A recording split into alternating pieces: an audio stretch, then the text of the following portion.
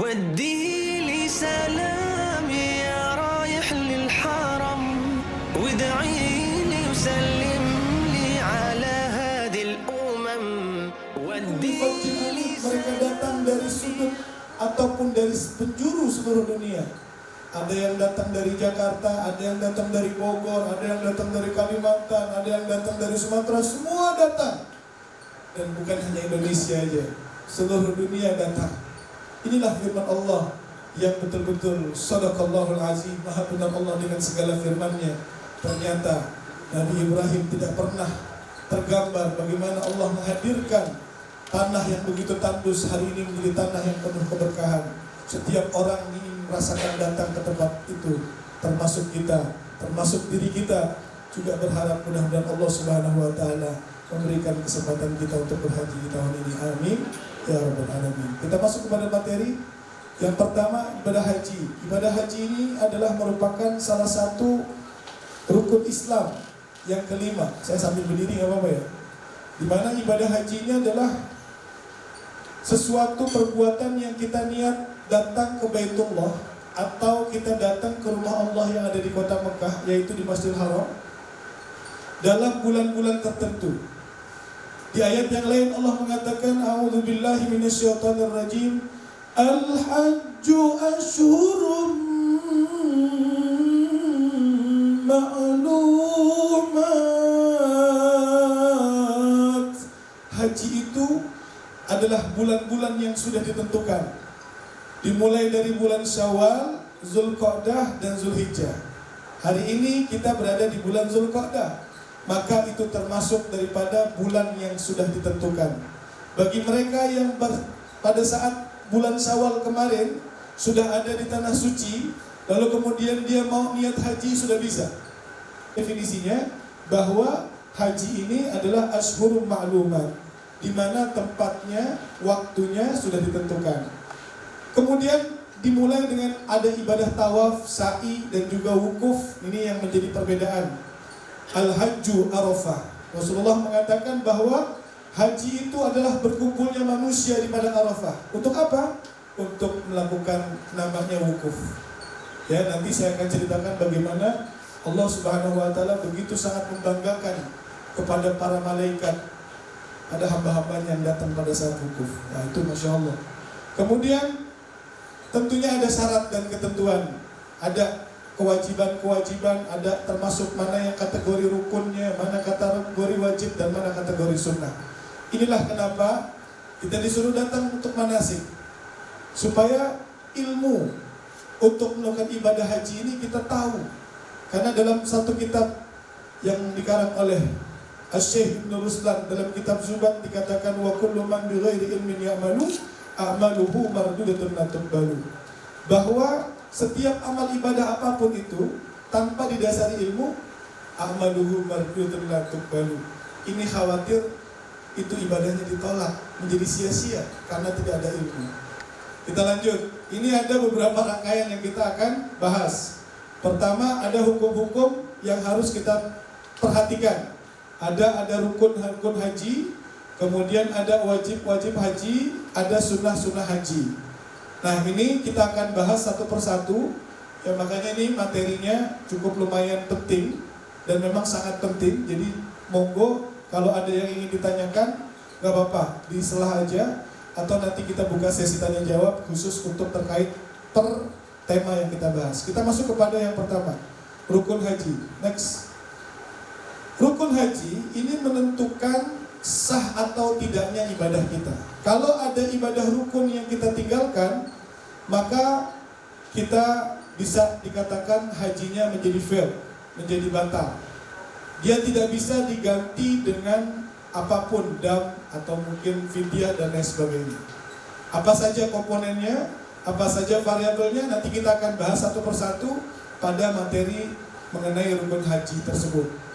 Kemudian rukun haji ini ya juga kita sudah harus menyelesaikan dulu rangkaiannya ya. Jadi ini menjadi catatan bahwa dia tidak bisa diganti dengan dam ataupun fidyah. Dia juga menjadi penentu sah atau tidaknya dan juga dia tidak bisa tahallul kecuali setelah mengerjakan pekerjaannya tersebut. Artinya harus tetap dilakukan baru dia bisa melakukan tahallul. Lanjut. Ini yang pertama. Yang pertama ada gambar orang berihram. Ini sebuah simbol bahwa ketika orang melakukan ibadah harus diawali dengan niat. Nah, inilah yang pertama yang menjadi arkanul hajj atau rukun-rukun haji. Yang pertama adalah niat haji ataupun niat berihram. Ya, kita sama-sama boleh praktekkan nanti. Itu niatnya pada saat umroh, karena kita datang dari Indonesia, itu niatnya di pesawat. Kita pakai ihram, makanya Bapak Ibu sudah disiapkan koper cabin supaya khususnya bagi bapak-bapak bisa menaruh kain ihramnya di dalam koper cabin tersebut dan kita kenakan pada saat nanti di pesawat sebelum turun di Jeddah. Nah, setelah nanti itu kita melewati Yalamlam, akan diberikan informasi bahwa kita akan melalui yang namanya batas mikot. Maka bagi Bapak Ibu yang ingin melakukan ibadah umroh, silakan untuk bersiap-siap. Nanti akan dikabarin. Setelah pas di Yalamlam, kita disitulah niat. Ya memang di situ tidak ada mungkin susah ya kita untuk sholat sunnah, kemudian juga wudhunya juga dengan bertayamum, ya. Tetapi ini insya Allah yang lebih afdal dan juga yang memang sudah ditentukan titiknya. Kemudian yang kedua, ya, itu adalah wukuf di Arafah. Nah, ini menjadi rukun juga. Makanya tadi saya bilang kalau ada orang yang berhaji itu berkumpul di Arafah. Orang yang sakit, ketika dia sakit, dia juga harus dibawa di padang Arafah untuk dia melakukan ibadah wukuf. Diam sejenak dari mulai zuhur, matahari di atas sampai terbenamnya matahari, dia harus ada di padang Arafah. Ya. Nanti ini secara detailnya, secara hikmahnya kita akan bahas.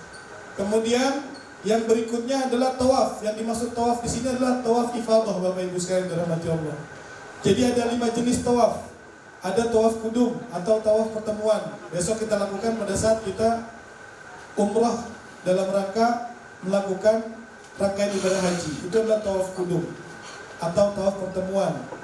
Kemudian ada tawaf umrah. Itu kita lakukan nanti pada saat kita umrah ataupun kita melakukan ibadah-ibadah umrah di luar daripada rangkaian haji. Yang ketiga ada yang disebut dengan tawaf ifadah. Ini tawaf haji. Kemudian yang keempat ada tawaf disebut tawaf sunnah. Dilakukan kapan saja, tidak diharuskan mengenakan ihram, boleh pakaian bebas. Dan bahkan dikatakan tidak ada sholat sunnah di Masjidil Haram kecuali adalah tawaf. Jadi kalau misalnya masuk Masjidil Haram, ya dulu nih ya, kalau misalnya pada saat masih belum dibatasi, itu orang masuk, dia nggak sholat tahiyatul masjid, tapi dia langsung tawaf sunnah, ya. Jadi sholat sunnah tahiyatul masjid di Masjidil Haram adalah tawaf sunnah tersebut.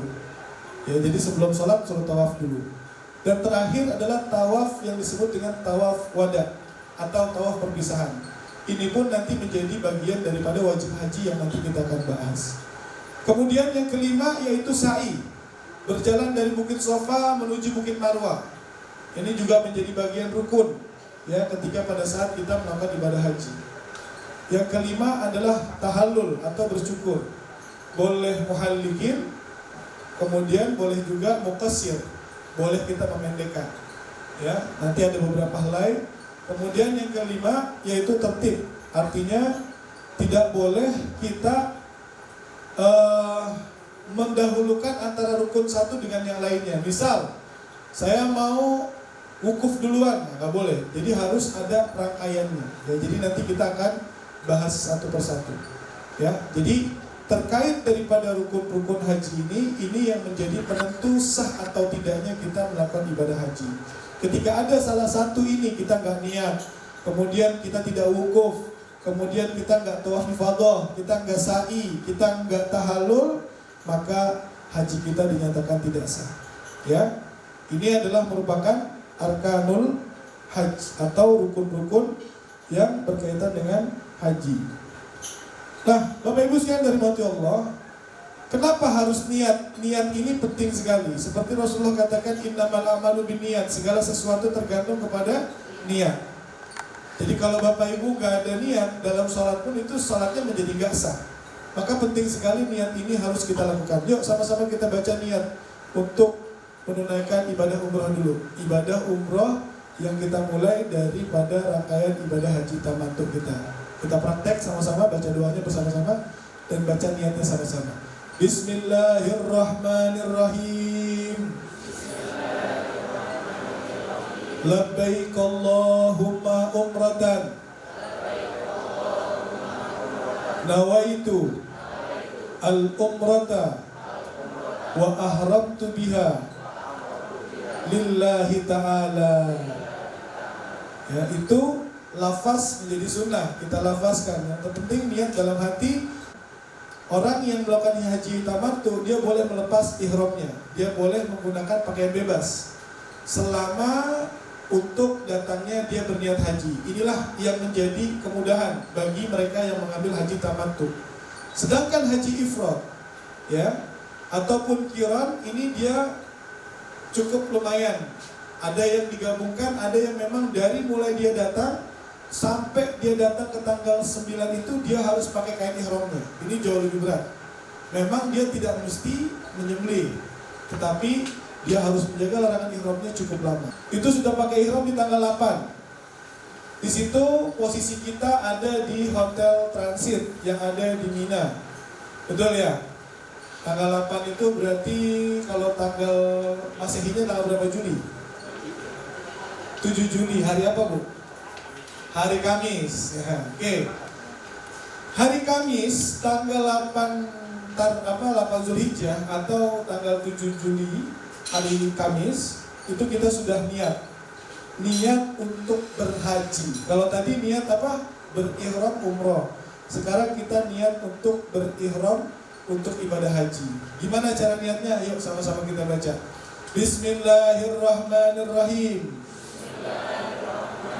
Labbaik Allahumma hajjan nawaitu al-hajju wal ihramtu bihi wa ahramtu bihi lillahi ta'ala. Jadi bayangin Bapak Ibu sudah pakai ihram 1 hari sebelum wukuf. Jadi ini dijaga pantangan dan larangannya, ya. Jadi tanggal 9-nya hari apa tuh di situ? Hari Jumat. Dan inilah yang dinamakan Haji Akbar. Haji ini capeknya luar biasa. Dan kita di situ masih mengingat Allah, kita masih berzikir sama Allah, kita masih terus mengagungkan nama Allah. Itulah yang membuat Allah menjadi bangga sama kita. Karena dengan kondisi yang seperti yang kita lihat dan kita nanti saksikan, mereka pakai pakaian ihram, gak ada lagi kelihatan di situ orang yang benar-benar mana hebat, mana enggak, semua sama adalah hamba Allah. Dan disitulah kita benar-benar merasakan betapa Allah Subhanahu Wa Taala menjadikan wukuf ini adalah tempat yang istimewa. Dan ini hanya terjadi 1 tahun sekali di tanggal 9 Zulhijjah yang disebut dengan Yaum Arafah. Di Indonesia, bagi yang gak haji itu disunahkan pada tanggal 8 itu untuk shaum tarwiyah, untuk puasa tarwiyah. Kemudian di tanggal 9-nya untuk puasa Arafah, ya. Tanggal 10-nya itulah disebut hari nahar atau hari penyembelihan. Nah, ini ada sejarahnya nanti. Sejarahnya Nabi Ibrahim dan juga Nabi Ismail pada saat kenapa dinamakan tarwiyah, kenapa dinamakan Arafah, kemudian terjadinya hari nahar pada saat Nabi Ibrahim menyembelih anaknya. Nanti saya akan ceritakan, ingetin, mudah-mudahan nanti ada waktunya. Kemudian tawaf ifadah ini juga menjadi satu hal yang penentu, bahwa ketika kita tawaf ifadah ini hanya ada pada saat di musim haji. Boleh dilakukan pada saat hari setelah kita wukuf, kemudian kita ke Musdalifah, mabit di sana. Paginya, ya setelah kita mabit, bisa kita langsung ke Masjidil Haram untuk tawaf ifadah ini, atau kita ke Aqobah dulu. Nanti dilihat dari rekayasa lalu lintasnya. Biasanya tiap tahun kami selalu melihat situasi. Ada yang rombongan bisa langsung masuk ke Masjidil Haram, berarti dia langsung tawaf ifadah dulu. Rapi tawaf ifadah, sa'i, kemudian tahallul awal sudah dilakukan. Sorenya sebelum dia untuk mabit di Mina, dia Jumratul Aqobah. Tanggal 10 itu harus Jumratul Aqobah minimal 7 butir. Dan disitulah dia tahallul sani. Tapi sebaliknya Bapak Ibu, kadang ada ketika dari Musdalifah ini dia nggak bisa masuk ke Masjidil Haram, langsung diarahkan ke Mina untuk Jumratul Aqobah. Ya, nah Jumratul Aqobah 7 batu, 7 butir. Setelah itu dia sudah boleh lepas ihramnya, disebutnya tahallul awal. Ya, kalau tadi yang ke ifadah itu tahallul awalnya pada saat sa'i, kemudian tahallul saninya Aqobah. Nah, kalau yang ke Mina, yang Aqobah, dia bisa nanti tahun ifadahnya setelah ibadah haji selesai. Artinya tanggal 10 dia udah tahun ifadah, udah jumrah Aqobah. Kemudian 11, 12, 13 dia belum tahun ifadah, nggak apa-apa. Sudah lepas pakaian ihramnya, udah dilepas pakai baju bebas. Hanya satu yang nggak boleh dilakukan bagi suami istri, itu melakukan hubungan. Nah ini catatan nih. Jadi yang perginya suami sama istri harus segera kalau perlu setelah tahun ifadah, kemudian Aqobah udah tahallul sani. Maksud saya, kalau udah tahallul sani, larangan ihram sudah benar-benar tidak berlaku. Berarti udah halal semuanya. Tetapi bagi mereka yang baru tahallul awal, dia sudah boleh pakai pakaian berjahit bagi laki-laki. Dia sudah boleh pakai parfum, wangi-wangian. Tetapi yang tidak boleh dilakukan adalah hubungan suami istri sampai dia sudah melakukan tahallul sani. Paham? Jelas yang punya suami istri ya. Jadi semakin apa ikan cepat ikan gabus. Nah, lebih cepat. Jadi segera saja.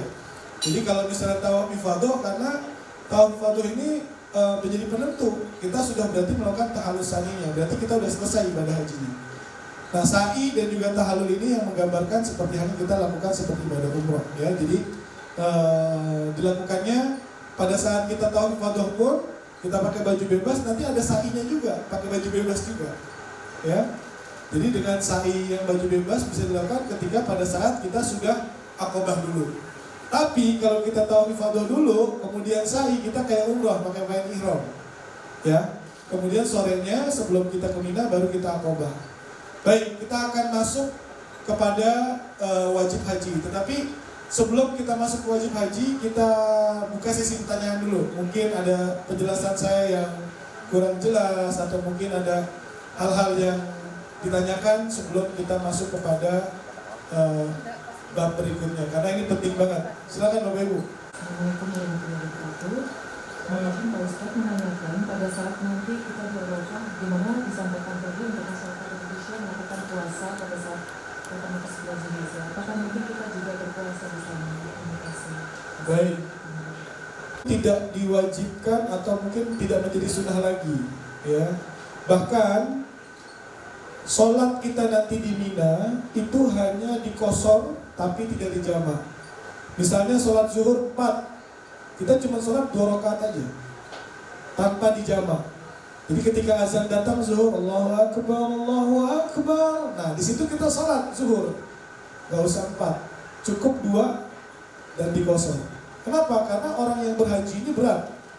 Jadi diberikan rukhsah bagi mereka yang berhaji. Nanti begitu asar pun demikian. Allahu Akbar, Allahu Akbar. Ketika asar tiba cukup 2 rakaat. Maghrib begitu, Allahu Akbar, Allahu Akbar. Berapa? 1,5. Nah, gimana sholat 1,5 tuh? Ya, gitu sholat salamnya 1,5. Enggak, tetap 3 ya. Tapi isanya jadi 2. Subuh jadi 1. Enggak, tetap 2 ya. Jadi tetap kita melakukannya 2. Itu kosor untuk bagi yang sholat zuhur yang 4 ya. Nah, apalagi terkaitan dengan puasa tadi. Puasa ini bagi mereka yang berada dalam keadaan tidak berihram. Kenapa? Karena di hari Tarwiyah itu yang tadi saya gambarkan, ini kisahnya Nabi Ibrahim itu udah pada saat itu mimpi berulang kali. Udah mulai mimpi gitu ya, kok dia disuruh nyembelih anaknya gitu. Nah ketika Tarwiyah inilah kita disuruh menapaktilasi bagaimana ketika itu Nabi Ibrahim alaihissalam dan kita juga mendoakan bagi mereka yang haji sedang melakukan sunnah tarwiyah. Dan Rasulullah ketika tarwiyah ini itu langsung dia ke Mina dulu mempersiapkan perbekalan untuk wukuf. Jadi ngumpulin air ya. Jadi mulai masuk ke Mina itu tanggal 8 itu dari zuhur, asar, maghrib, isya sampai subuh dia mulai jalan. Persiapan untuk melakukan ibadah wukufnya. Nah tanggal 9 kembali lagi ke kisahnya Nabi Ibrahim. Di situ Arafah, artinya akhirnya Nabi Ibrahim benar-benar mengetahui bahwa mimpi itu adalah nyata, jelas, terang. Makna Arafah itu mengetahui. Disitulah kemudian kita disuruh puasa juga. Nah kemudian di hari ke-10-nya itu adalah hari nahar, hari penyembelihan.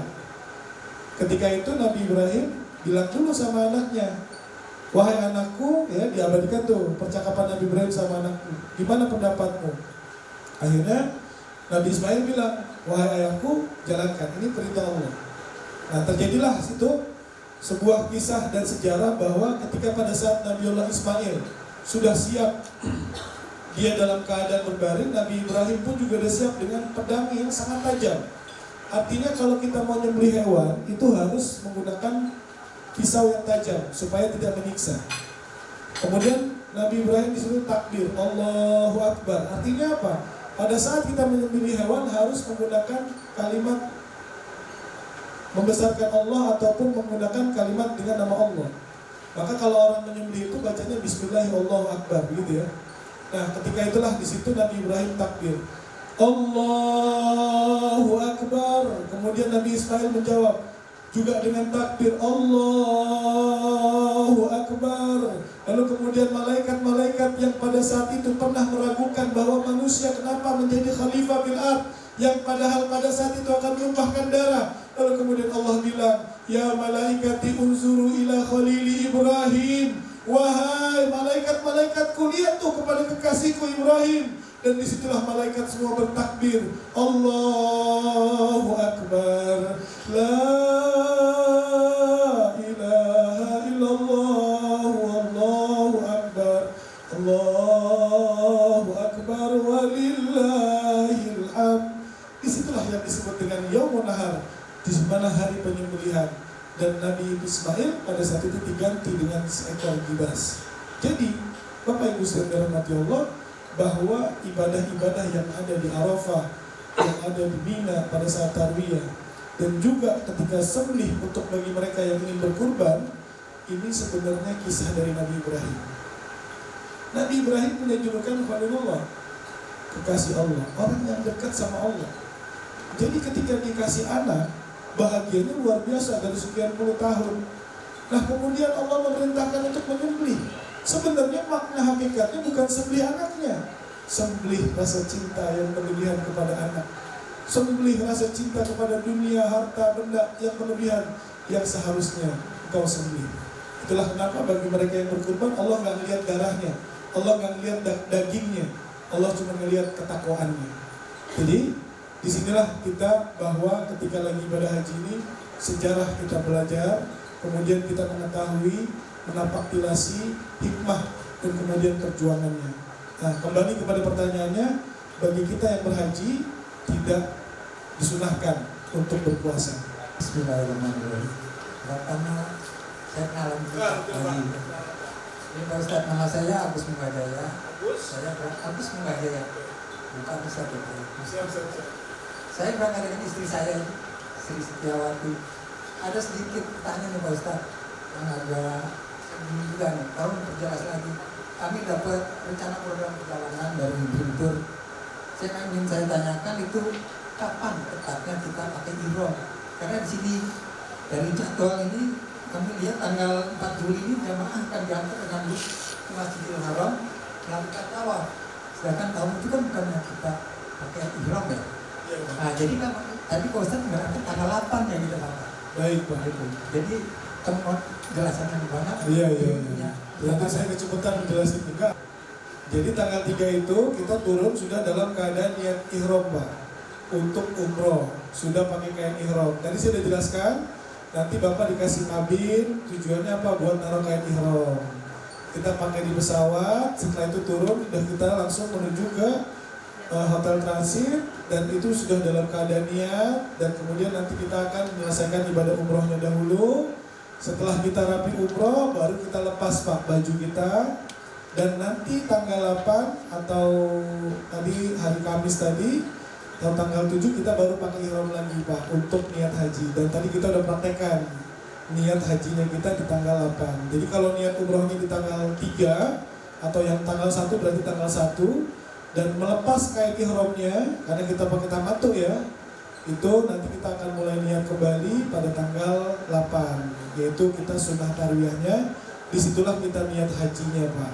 Dan tidak harus ke tempat mikot, harus di tempat kita menginap. Mungkin gitu Pak, tadi saya jelaskan. Siap Ustaz. Kita lanjutkan kepada berikutnya, yaitu masalah wajib haji. Next, apa sih wajib haji? Ini bedanya kalau tadi itu menentukan sah atau tidak, kalau ini ketika terjadi pelanggaran ataupun terjadinya nggak dilakukan, maka tetap sah dengan cara membayar dam. Kita baca, pekerjaan yang harus dilakukan oleh setiap orang, jadi harus dilakukan bagi yang menunaikan ibadah haji. Tetapi ya, kalau kita meninggalkan, ada ibadah yang kita tinggalkan dalam masalah wajib haji ini, itu tetap sah hajinya. Dengan cara apa? Diganti dengan fidyah ataupun dengan membayar dam.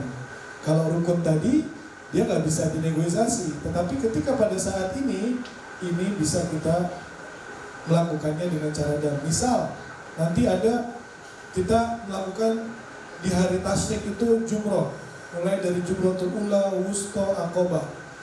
Tiba-tiba istri kita dalam keadaan sakit, misalnya lagi datang bulan ya, terus kemudian perutnya sakit, dia nggak bisa. Bapak yang melemparkan bisa. Pak, saya nggak bisa ngelempar, bapak nanti yang ngelemparin. Siap. Tapi bapaknya harus ngerapiin dulu. Misalnya jumratul ula 7, Bismillahirrahmanirrahim, sebanyak 7 kali. Kemudian wusto, Allahu Akbar. Kemudian akobah juga Bismillahirrahmanirrahim. Setelah rapi, si bapak balik lagi ke jumratul ula untuk melemparkan niat ibunya, istrinya. Itu nggak bisa, masa dibikin langsung 14, nggak bisa. Ya. Ya. Kalau bapak ibu nyerang dalam sih nggak apa-apa. Ya. Jadi kalau secara syariatnya harus selesai dulu nih, bapaknya rapi, setelah itu balik lagi ke tempat jumratul ulanya, bapak melemparkan ibunya. Ini contoh yang mungkin kita bisa bedakan antara wajib dengan rukun ya. Jadi tetap masih bisa. Nah nanti si ibu tinggal menyelesaikan lagi dengan apa? Dengan bayar fidyah atau dam. Ya, jadi bisa tetap diterima hajinya, tetapi harus disempurnakan dengan fidyah dan dam. Oke, apa saja yang menjadi? Ya kan karena adanya uzur ya, karena adanya uzur. Apa saja yang menjadi wajib kita lihat di slide berikutnya. Pertama, niat dari mikot. Bapak Ibu, kalau tadi baca niatnya itu wajib, rukun. Tapi niat dari tempat mikot itu adalah merupakan wajib. Saya pernah datang waktu pada saat beberapa tahun lalu menggunakan visa yang peruntukannya itu untuk ziarah pada saat musim haji. Dan peraturan visa ziarah pada saat bulan Zulhijjah ketika masuk ke Saudi tidak boleh membawa atribut haji, baik pakai ihram ataupun di kopernya ada ihram. Akhirnya saya pada saat itu masuk ke Mekah dulu ya, kemudian saya baru ke Tanim. Saya mau haji nih ya, karena pakai visa ziarah bukan pakai visa haji. Jadi saya masuklah ke Tanim, saya ambil mikot di Tanim. Nah, saya harus bayar tuh kambing. Ya, karena apa? Harusnya saya di Yalamlam atau dengan fatwa yang mengatakan Jeddah itu boleh di tempat mikot. Tapi karena saya melewati tempat mikot yang ditentukan, tetap sah haji saya. Kenapa? Karena saya mikotnya di Tanim, saya sempurnakan dengan menyembelih 1 ekor kambing. Jelas ya? Kalau Bapak Ibu nggak usah pakai kambing, kenapa? Karena Bapak Ibu visanya haji. Kemudian Bapak Ibu niatnya di Yalamlam atau di Jeddah. Jadi tempat niat mikot ini, berihram dari mikot ini menjadi penentu apakah dia bisa bayar ihram dam atau tidak. Nah, yang kedua, mabit atau bermalam di Musdalifah.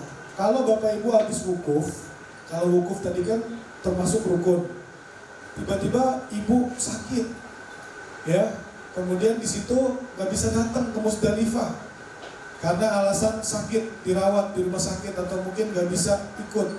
Ini tetap sah hajinya, tapi nanti disempurnakan dengan dam.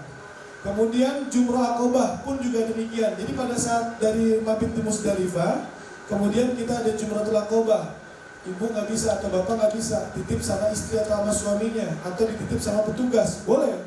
Jadi ketika pada saat si petugas ini sudah melakukan buat dirinya, kemudian dia niat lagi untuk si yang memang dititipkan tadi, ya, atau suami atau istrinya menitipkan.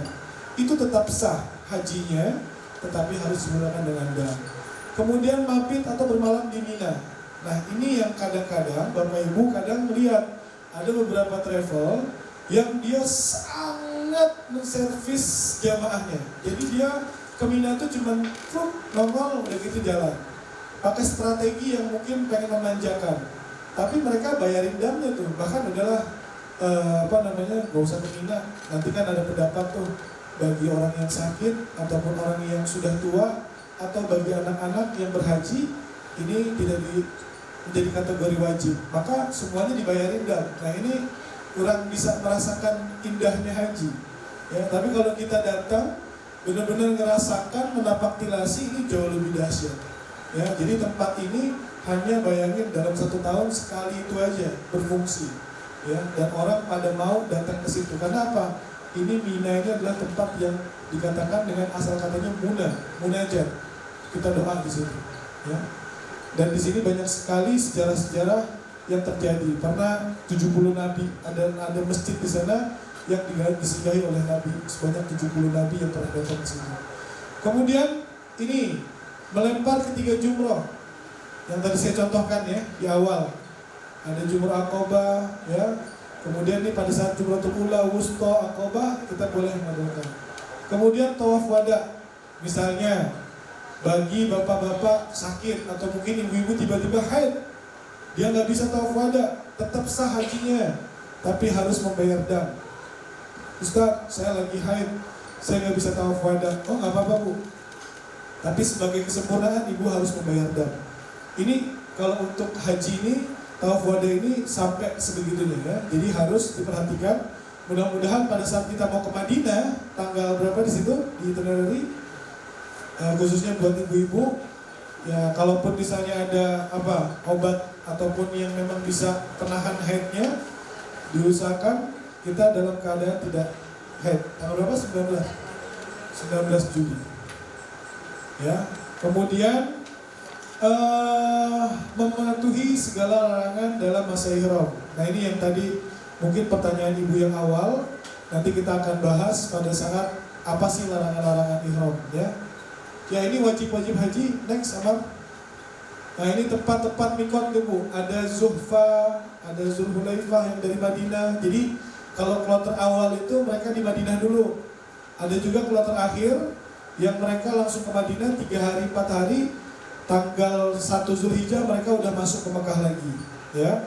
Kemudian ada Qarnul Manazil, ada Zatu Irqin, ada Yalamlam, di mana tempat yang nanti kita akan gunakan. Jadi memang di dalam kitab-kitab itu tidak ada jedah sebenarnya, tapi ada fatwa-fatwa yang mengatakan bahwa jedah pun sudah menjadi tempat mikot. Tetapi untuk kita mengambil kesempurnaan, kita nanti akan mengambil di Yalamlam, yaitu di pesawat. Jadi nanti Bapak Ibu khususnya yang laki-laki ini persiapkan ihramnya untuk kita gunakan pada saat di pesawat. Oke, lanjut. Beberapa hal-hal yang kita perhatikan juga adalah berkaitan dengan sunnah haji. Nah, sunnah-sunnah ini adalah sebagai pelengkap Bapak Ibu, yang dimana kita ketika melakukannya akan mendapatkan semacam tambahan atau added value yang kita bisa dapatkan ketika kita melakukan ibadah sunnahnya. Nanti ada beberapa hal ya, dan ini tidak perlu kita membayar pakai dam kalau ada sunnah. Nanti apa saja sunnah-sunnahnya ini kita akan bahas. Dan ini juga menambah kesempurnaan dan juga dapat pahala yang juga kita bisa dapatkan dengan melakukan ibadah sunnah, dengan ibadah haji. Kita lihat berikutnya. Nah, ini sunnah nih. Jadi kalau tadi ada larangan, ini sunnahnya. Memotong kuku. Jadi potong kuku itu sebelum ketika kita melakukan niat. Kemudian mencabut bulu-bulu ya. Ini juga sunnah supaya menghindari tadi yang tadi Ibu bilang adanya jantoh atau rontok ya. Kemudian mencukur bulu kemaluan juga sunnah. Kemudian meratakan kumis ya, supaya jangan kita dalam keadaan ihram itu kita iseng mainin kumis, ternyata ada yang jatuh, apalagi mainin kumis orang lain. Itu risih juga orang lain yang dimainin kumisnya. Kemudian mandi dengan niat sunnah ihram. Jadi mandi dengan niat sunnah ihram ini dilakukan karena kita naiknya pesawat mulai dari rumah bisa. Jadi karena kita hari itu tanggal 3 atau tanggal 1 itu berangkat dari Indonesia, tidak memungkinkan mandi sunnah ihram di pesawat, ya, bahkan kita wudhu aja diomelin, apalagi kita mandi bawa ember gitu ya di pesawat.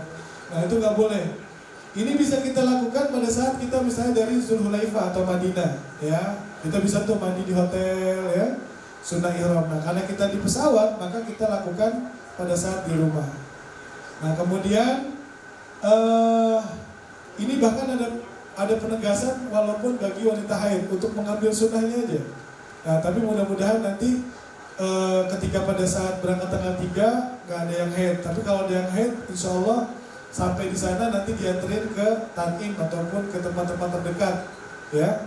Jadi tetap harus dimulai rangkaian ibadah umrohnya untuk mengikuti haji tamattu, ya. Nah yang terpenting adalah pada saat kita lagi dalam keadaan apa? Wukuf. Ini penting banget. Supaya apa? Supaya kita nanti jangan sampai, ini pertanyaan dari Bu Gubernur Jawa Barat kemarin pada saat di Bandung, gimana kalau misalnya kita lagi wukuf tiba-tiba kita haid. Nah itu saya udah jawab. Nah mungkin nanti di sini akan ada pertanyaan lagi. Sebelum ada yang nanya saya jelasin dulu. Jadi ketika pada saat haid itu selesaikan ibadahnya. Karena apa? Karena apa? Allah mengatakan wa atimul hajja wal umrata lillah, dan sempurnakanlah ibadah hajimu dan umrahmu karena Allah Ta'ala. Yang bisa mengeluarkan darah haid bukan kemauan kita, kan? Nah maka selesaikan rangkaian ibadah hajinya. Jadi bukan berarti kita, wah kita haid, kemudian kita apa? Gak bisa dong ibadah hajinya, enggak. Karena Bapak Ibu sudah menghindari, menjaga, berikhtiar, begitu ya. Dan kemudian tiba-tiba Allah tetap ngalirkan itu darah, ya kita gimana lagi? Itu udah merupakan jadi qadarullah, udah menjadi kehendaknya Allah. Tetapi sempurnakan ibadah haji dan umrahmu karena Allah. Ya, jadi tetap insya Allah ibadah hajinya tetap diterima oleh Allah Subhanahu Wa Taala. Kemudian memakai pakaian ihram putih yang bersih. Ya, belum ada sih kain ihram warnanya pink laki-laki, belum ada. Ini tujuannya bersih putih. Kalau kita lihat matahari itu kalau dengan warna putih kayaknya nggak nyerap. Dan kemudian yang paling penting terhindar dari najis, Bapak Ibu. Jadi kalaupun bersih putih tapi kena najis pada saat Bapak Ibu di kamar mandi, ini nggak boleh digunakan. Jadi harus diperhatikan pada saat nanti di tempat-tempat ketika kita buang air kecil ataupun ketika ke toilet. Jadi hindari banget cipratan-cipratan najis itu. Memakai minyak rambut ini sebelum sunnah, ya. Kalau bagi yang kemudian memakai wangi-wangian untuk digunakan tubuh saja, bukan di kainnya. Jadi kalau kita pakai parfum kan kadang di bajunya kan. Nah kalau kita lagi berihram, mau berihram, kita sunnahnya di bagian badannya. Ya kayak misalnya deodoran itu boleh dipakai sebelum niat. Tetapi ketika sudah niat, ini menjadi sesuatu yang dilarang. Ya, nanti ada salah persepsi, oh nggak boleh pakai wangi-wangian, dari Jakarta nggak dibawa tuh deodorannya, sampai di sono, aduh, wanginya sedap banget gitu ya. Nah, jadi tetap dibawa, digunakan pada saat waktu-waktu yang memang dibolehkan. Tetapi ketika dilarang, jangan digunakan. Salat sunnah ihram pada waktu-waktu yang tidak diharamkan, salat. Jadi kalau kita ada dua waktu yang diharamkan itu ba'da subuh sama habis asar. Bagi mereka yang berihram, niatnya itu habis asar, maka nggak menjadi sunnah sholat sunnah ihram. Atau yang pada saat subuh juga tidak sunnah untuk sholat sunnah ihram, karena ini sholat sunnah. Jadi kalau misalnya ada pertanyaan, wah nanti kita gimana sholat sunnah ihram ini di pesawat? Ini sunnah. Sunnah berarti kalau kita kerjain kita pahala, dia dapat bonus, dapat pahalanya lebih. Tapi kalaupun nggak dikerjain, nggak apa-apa. Ya, jadi paham ya. Jadi jangan jadi debatable, jangan terlalu kontroversi. Wah ini nggak sholat sunnahnya, enggak. Jadi kalaupun kita yakin udah dengan tayamum kita sholat dengan gerakan pun di pesawat bisa. Bahkan dengan pesawat Saudi Airlines ini, mungkin nggak semuanya tahu ya. Di bagian area belakang itu ada musolahnya. Jadi ada musolah yang memang disiapkan, dan mungkin kalau menurut saya ini pesawat penerbangan yang memang hanya satu-satu yang menyediakan musola. Ya, jadi di belakangnya itu ada beberapa kursi yang memang dicopot dan itu khusus buat sholat. Dan kita bisa langsung melihat ke arah kiblat karena di situ disediakan juga kompasnya. Tetapi nggak mungkin semua dalam satu sholat. Nah, biasanya itu kadang-kadang ditutup sama si ini. Tapi kalau kami petugas biasanya ngomong ya sama petugas, ya udah disuruh sholat gitu. Ya, bagi bapak-bapak ada ibu yang mau nyobain, boleh hubungin saya nanti. Saya ajak sholat di atas langit. Nah, itu sujudnya benar-benar sempurna itu. Nah, itu pengalaman yang luar biasa. Oke, kemudian yang terakhir membaca talbiyah setelah berniat ihram. Ya, tadi kita udah simulasi sedikit baca talbiyah. Boleh kita baca lagi talbiyah nanti supaya semangat kita ini semakin terus kita kumandangkan. Kalau bisa di sholat kita latih terus diri kita untuk baca talbiyah. Labbaik Allahumma labbaik, labbaik la syarika laka labbaik, innal hamda wan ni'mata laka wal mulk la syarika lak. Labbaik Allahumma labbaik, labbaik la syarika laka labbaik, innal hamda wan ni'mata laka wal mulk la syarika lak. Apa sih yang kita baca dengan kalimat labbaik itu? Arti labbaik, ya Allah kami datang penuhi panggilan-Mu. Ya Allah kami datang penuhi panggilan-Mu. Jadi kalau Bapak Ibu renungkan, ada 3 panggilan dalam hidup kita ini. Mulai dari panggilan yang 5 waktu, hayya 'alas shalah, disuruh kita datang memenuhi panggilan Allah. Kita sholat 5 waktu. Yang kedua nih, panggilan ibadah haji dan umroh. Itulah sebab kenapa menjadi sunnah bagi mereka yang sudah berniat ihram, disuruh untuk membaca talbiyah, labbaik Allahumma labbaik, labbaik la syarika laka labbaik, innal hamda wan ni'mata laka wal mulk la syarika lak. Bahkan Bapak Ibu sekalian dirahmati Allah, ketika orang dalam keadaan berihram, kemudian pada saat itu dia menemui ajalnya, ada malaikat maut yang menjemputnya, ini tidak perlu lagi dimandikan, tidak perlu lagi dikafankan, langsung disolatkan. Maka nanti Bapak Ibu kalau lagi sholat di Masjidil Haram, ada orang yang digotong dengan peti jenazah itu, kurung batang, itu ada yang hanya pakai pakaian ihram. Dia meninggal dalam keadaan berihram. Dan subhanallah, karena orang berihram itu dia nggak boleh tertutup kepalanya, itu pun dibuka kepalanya, jadi kelihatan kepalanya. Karena menjadi larangan ihram, nanti kita akan bahas ketika ditutup. Dan menjadi sangat istimewa ketika pada saat Yaumul Ba'ats, ketika hari kebangkitan, maka dia akan dibangkitkan dengan pakaian ihramnya. Dia kemudian akan maju dan kemudian dia akan mengucapkan kalimat talbiyah, labbaik Allahumma labbaik, labbaik la syarika laka labbaik, innal hamda wan ni'mata laka wal mulk la syarika lak. Seperti orang yang jihad di hadapan Allah, jihad di jalan Allah fisabilillah. Dia akan mengenakan pakaian ketika terakhir kali dia jihad dengan darah yang masih segar. Dia akan datang memenuhi panggilan Allah ketika di hari kebangkitan. Pun ketika mereka sedang berhaji ataupun berumrah dalam keadaan berihram, dia memiliki keistimewaan yang luar biasa. Maka jangan pernah takut Bapak Ibu. Sesuatu yang kita akan hadapi ini adalah kita di jalan Allah. Kita ini sudah menyerahkan semuanya kepada Allah. Nah yang ketiga, panggilan ketika nanti malaikat maut datang sama kita. Ini adalah panggilan terakhir kali. Dan subhanallah, kenapa kita disuruh yang laki-laki pakai kain ihram, nggak berjahit? Itu adalah sebuah gambaran, sebuah miniatur bahwa ketika nanti kamu kembali kepadaku, kata Allah, kamu tidak menggunakan pakaian apapun kecuali beberapa helai kain dengan pakaian ihram, dengan pakaian kain kafan. Kalau orang yang meninggal itu dengan kain kafan, nggak ada lah di pakaian dalam, nggak ada di pakaian baju. Buat mereka aja yang dipakai jas. Tapi buat orang Islam, ini adalah haji, adalah gambaran. Ketika kita menghadap Allah, nggak ada yang kita bawa kecuali amal soleh kita. Harta yang kita punya, jam tangan mewah, sepatu, tas yang hebat yang kita beli, nggak ada yang kita bawa, melainkan hanya kain. Ini adalah gambaran bahwa ketika kita menghadap Allah, yang harus kita banyakin adalah amal soleh, Yang harus kita banyakin adalah bagaimana orang nih kenal kita tuh ingat sama Allah. Bagaimana waktu kita ini bisa bermanfaat. Semakin kita menebar banyak manfaat buat orang lain, itulah yang akan menjadi tambahan amal kita. Tiba-tiba datang, apa ini Allah? Ini ketika di dunia kamu pernah menyumbang masjid, datang mengenai Suraya Tasib. Ini anak yatim yang kau perhatikan, amal-amal yang pernah kita tanam ketika kita hidup, itu yang akan mendampingi kita.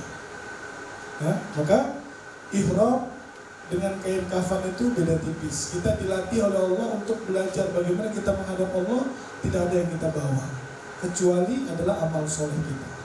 Nah, Bapak Ibu sekalian dirahmati Allah, inilah talbiyah yang kita baca pada saat kita melakukan sunnah ketika sudah melakukan niat. Next, ini larangan dalam masa ihram. Nah, ini menjadi sesuatu yang penting juga. Ini termasuk kategori wajib haji yang tadi kita sampaikan. Kita lihat beberapa larangan-larangan dalam ihram.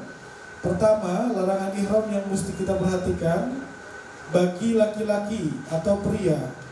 Ini ada dua yang perlu diperhatikan, nggak boleh menutup kepala. Yang kedua, tidak boleh mengenakan pakaian yang berjahit. Kalau perempuan nggak apa-apa pakaian berjahit. Kalau laki-laki nggak boleh, harus pakai pakaian ihram. Karena nanti bagi bapak-bapak ketika berihram itu tidak boleh pakai celana dalam, ya. Kemudian nggak boleh pakai kaos dalam.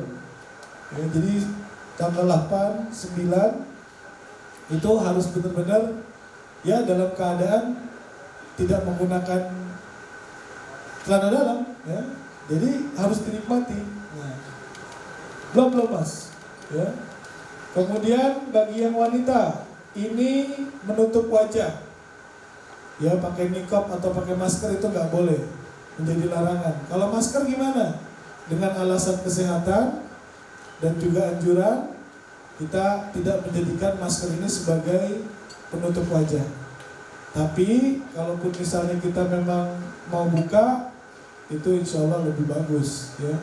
Kita tetap jaga protokol kesehatan. Selama berihram kita usahakan juga lepas. Karena kemarin pada saat Syawal pun kami ke sana itu sudah hampir tidak terlalu ketat, ya. Kemudian juga tidak diwajibkan banget gitu. Seperti tahun 2020 itu wajib banget. Kemudian bagi wanita juga tidak boleh memakai hufazain atau sarung tangan yang menutupi seluruh telapak tangan. Jadi yang penuh itu nggak boleh, yang tertutup rapat. Kalau yang bagian depan atasnya saja boleh. Jadi hanya boleh bagian wajah dan telapak tangan. Ini kenapa disampaikan ketika pada saat nanti yang satu kamar suami istri dalam keadaan berihram, yang istri kalau mau buka kenanya atau mau buka kerudungnya jangan di depan suaminya, karena lagi larangan ihram di kamar mandi. Setelah keluar kamar mandi sudah dalam keadaan pakai kerudung lagi. Ini khusus pada saat berihram. Jangan setiap haji atau ustadz nggak boleh, kesian juga bapaknya, ya kan? Nah, tetap boleh. Tapi ketika berihram kita jaga, ya. Sarung tangan juga nggak boleh. Kemudian juga ya hanya seperti halnya ketika kita sholat, bagian wajah dan juga telapak tangan. Next. Bagi keduanya, ini menjadi larangan yang harus diperhatikan adalah tadi menanggalkan rambut, ya Bu. Jadi kalau misalnya tadi Ibu bilang, kalau cabut atau menjatuhkannya dengan sengaja, ini kena. Tapi kalau tidak sengaja, itu kategorinya nggak apa-apa, ya. Tapi biasanya supaya sempurna, biasanya nanti akan ada evaluasi. Siapa yang rambutnya jatuh pada saat lagi ihram, pada saat di Mina, saya udah catat dulu. Nanti dikumpulin fidyah, bayar ke orang-orang yang ada di Mekah. Jadi nggak boleh kita, Ustaz, saya kemarin nggak ikut mabit, saya mau potong kambing, tapi potong kambingnya di Bogor aja, di Bandung, boleh nggak? Nggak boleh. Ya, karena di Bogor, di Bandung biar sambil nyate gitu, ya. Jadi harus dialirkan darahnya itu di tanah haram, ya. Jadi nggak boleh kita motongnya di kampung halaman kita, nggak boleh. Termasuk kita melakukan fidyah ataupun bayarnya itu harus di sana. Makanya ada lembaga-lembaga amil-amil yang memang mengelola masalah fidyah ataupun juga daripada hadiah ataupun kurban. Kemudian memotong kuku, ini juga nggak boleh pada saat kita sudah berniat. Ya, termasuk gigit-gigitnya tuh. Kadang ada orang yang biasa gigit-gigit kuku ya. Kemudian memakai wangi-wangian pada badan, pakaian atau dalam makanan dan minuman, ini juga harus diperhatikan. Dalam hal ini saya sudah mengkaji dan melihat beberapa dari penjelasan kitab ataupun penjelasan dari beberapa guru kami terkait masalah sikat gigi, ya, ataupun yang berkaitan dengan odol gitu ya, atau mungkin pasta gigi. Itu gimana ya? Ini bukan niatnya untuk wangi-wangian, tapi untuk menyegarkan, jadi boleh ya. Ini menjadi catatan, kita boleh untuk sikat gigi ya, menggunakan pasta gigi, karena niatnya adalah untuk menyegarkan, bukan wangi-wangian ataupun parfum. Jelas ya? Ada nggak orang wangi-wangian badannya dikasih odol gitu? Nggak ada ya. Jadi niatnya adalah untuk menyegarkan dan menjaga kesehatan mulut. Ya, jadi kita boleh. Daripada kita lagi ihram nggak boleh sikat gigi, harus sakit gigi. Itu lebih baik sakit gigi daripada ngelahirin, kata ibu-ibu. Terbalik ya. Lebih baik saya sakit gigi, lebih baik saya ngelahirin daripada sakit gigi gitu. Ya. Kemudian memakai minyak rambut pada kepala dan jenggot, ini juga sunnah. Memburu binatang buruan, karena dulu mungkin haji ini butuh perjalanan panjang, ada kemungkinan orang melakukan binatang buruan, tapi kayaknya kita enggak deh. Ya, tapi kita hindari dengan cara apa? Ketika ada hewan-hewan kecil ya, jangan kita main bunuh aja. Ya, kalau misalnya ada nyamuk, bilang sama nyamuk, saya lagi ihram, gitu. Ditiup, jangan dimatiin. Nah, kemudian juga semut ya, itu jangan langsung main disemprot aja, jangan, karena kita lagi berihram. Memotong, menebang atau mencabut pohon dan tanaman di tanah haram, nah ini juga perlu diperhatikan ya. Biasanya kalau melihat pohon panjang dikit pengen disabet aja sama bapak-bapak, ibu-ibu di rumah. Nah, ketika tanah haram sabar ya, ini bukan rumah kita ya, ini rumah Allah. Jadi kita sabar, jangan main potek-potek aja pohon-pohonan yang ada di sana. Bersetubuh, nah ini juga nih bagi laki-laki, ibu-ibu, laki-laki dan perempuan, ketika suami istri memang sah, halal hukumnya. Tetapi ketika berihram menjadi sesuatu yang dilarang. Bahkan untuk masalah bersetubuh ini bukan lagi seekor kambing yang menjadi hewan untuk penyembelihannya, tetapi onta. Nah, harga onta kurang lebih 40 juta lah. Nah, daripada onta ya mendingan tahan aja ya. Karena kalau sampai terjadi itu persetubuhan termahal. Waduh, harus menyembelih unta. Kemudian melakukan sesuatu yang menimbulkan syahwat, ini juga nggak boleh. Jadi kita menghindari hal-hal yang berbau, kan wala rafas, tidak boleh berkata-kata yang berbau pornografi ya, berkata-kata cabul, kotor gitu. Nah, juga menimbulkan syahwat juga jangan. Kemudian akad nikah ini maksudnya baik itu dinikahkan ya, kemudian juga menikahkan. Misalnya saya lagi ihram, saya mau nikahin anak saya nih, ketika ihram tuh nggak boleh. Atau pengantinnya dalam keadaan ihram boleh nggak nikah? Nggak boleh ya. Saya rasa nggak ada lah ya yang pas haji tahun ini mau nikah, nggak ada ya.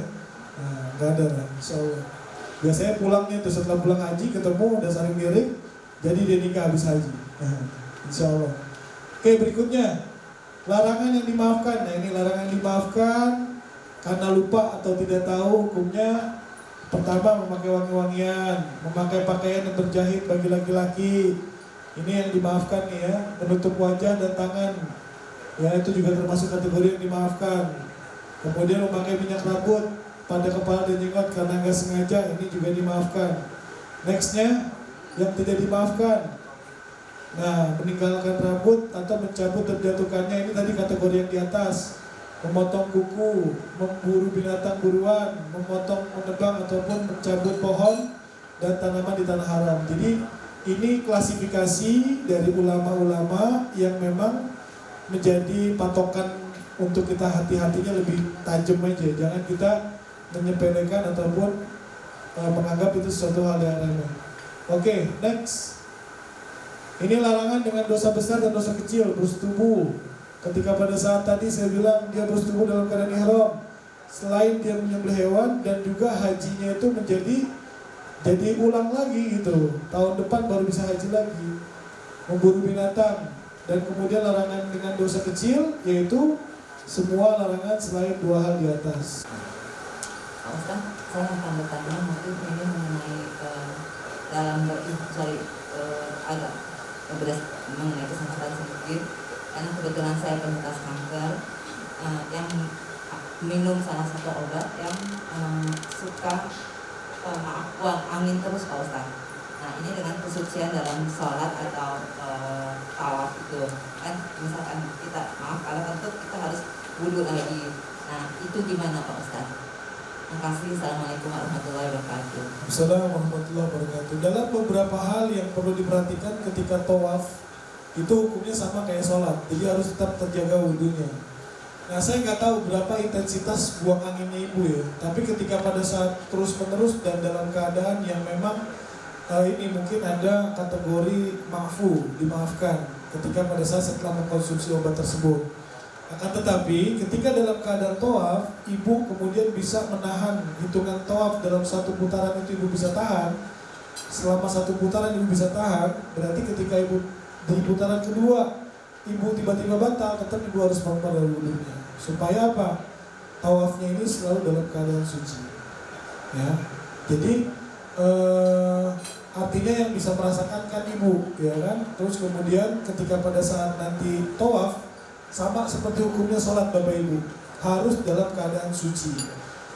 Ketika pada saat tawaf kita batal, hitungan misalnya kita sudah di sini, ini ada Hajar Aswad, di sini Bismillah Allahu Akbar, kita mulai sampai di sini kita mau kedua Bismillah Allahu Akbar, tiba-tiba kita buang angin, kentut, ya, atau membatalkan lain.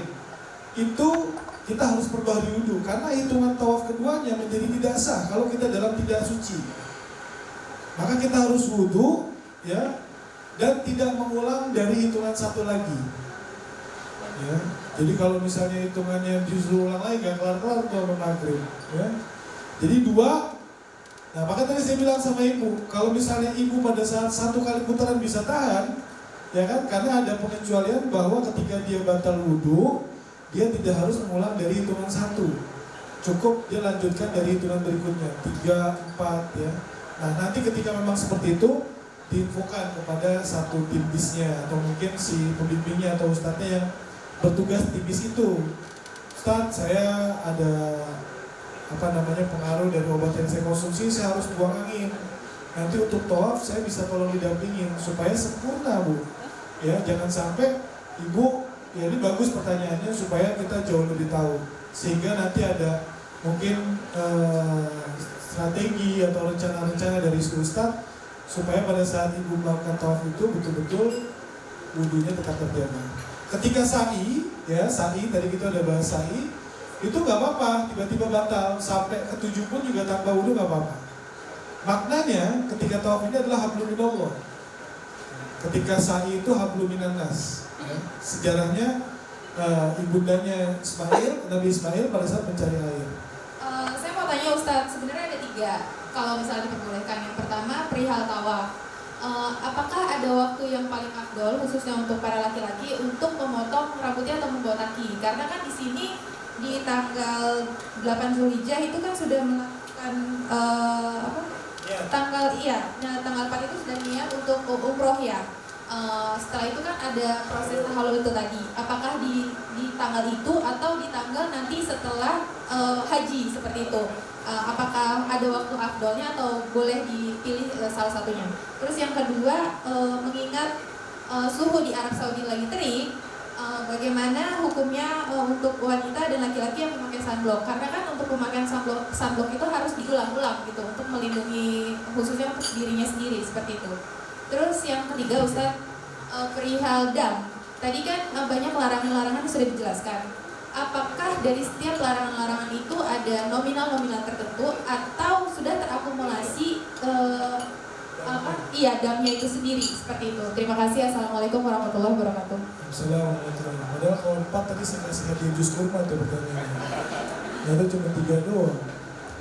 Jadi yang pertama terkait dengan kapan waktu yang paling afdol kita mentahallul. Ya sebenarnya kemarin malah ada jamaah saya yang memang dia rambutnya tidak ditumbuhi rambut. Nah, jadi botak memang dari lahir atau gimana nggak ngerti lah. Itu gimana caranya? Itu dia menjalankan gunting di atas kepalanya. Nah, tapi kalau untuk yang kita udah tahu nih, oh pada saat umroh saya nanti aja deh, setelah hajian baru saya tahallulnya. Jadi ini sebagai strategi ketika pada saat kita tahallul itu, di tahallus sani itulah nanti ketika kita haji ifrad dan kemudian aqobah dan rabi baru kita botakin. Nah itu lebih bagus gitu ya, ketimbang kita sudah botak duluan pada saat umroh. Kemudian yang kedua terkait dengan masalah sunblock ya. Sunblock ini sebenarnya tadi fungsinya untuk apa? Kalau misalnya tadi masalah panas, terik dan lain sebagainya, dan selama tidak mengandung wangi-wangian ya, terus kemudian tidak mengandung niatnya sebagai supaya ngilangin bau badan kita, ini kita pakai sunblock. Nah tendensinya yang mesti dilihat niatnya. Kalau untuk menghindari sinar matahari ya, yang dari sinar UV, jadi iklan tuan ya, Vaseline. Nah, yang tidak wangi-wangian nggak apa-apa. Tapi ketika pada saat kita lebih afdolnya kalau misalnya udah wangi nih, ya udah kita pakai sebelum kita niat. Ya kita sebelum kita niat kita pakai, itu jadi sunnah malah. Tetapi ketika pada saat sudah niat, terus kita udah tahu ini wangi-wangian, nah ini yang menjadi sesuatu yang harus kita sempurnakan dengan fidyah ataupun dam. Oke, jadi gitu ya Mbak ya, Mbak Nima ya. Ketiga, apakah dam yang kita bayarkan itu bisa kita akumulasikan? Nah ini sesuai dengan case per case-nya. Makanya evaluasi nanti kita akan diajak untuk mengevaluasi, misalnya di hari pertama pada saat ihram kita pernah melakukan apa? Kita catat dulu. Oh ini saya ini. Kemudian kita niatkan fidyahnya. Kemudian di siangnya kita ngelakuin apa? Jadi kita benar-benar mereview kembali larangan apa yang kita lakukan pada saat kita berihram. Nah kalau yang berat tadi, ya berarti satu perkara kambing misalnya ya, berarti kita nanti akan lihat kambing ini kategori kapan dia bisa dikategori bisa disembelih.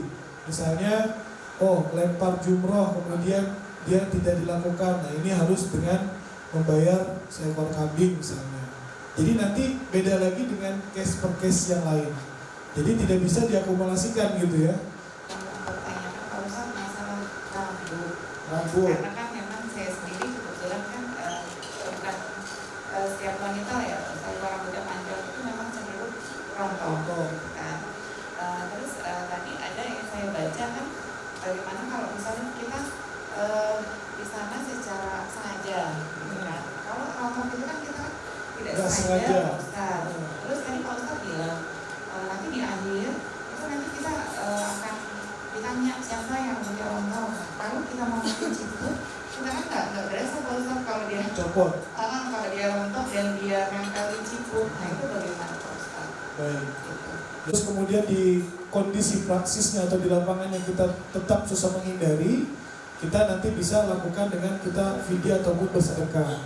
Nah nanti itu kembali kepada kita punya kemantapan hati ya, keyakinan kita bahwa dengan kita penyempurnaan dengan niat ini masalah wajib-wajib ini, supaya kita benar-benar jangan sampai kita menyepelekan. Disitulah mungkin poin pentingnya.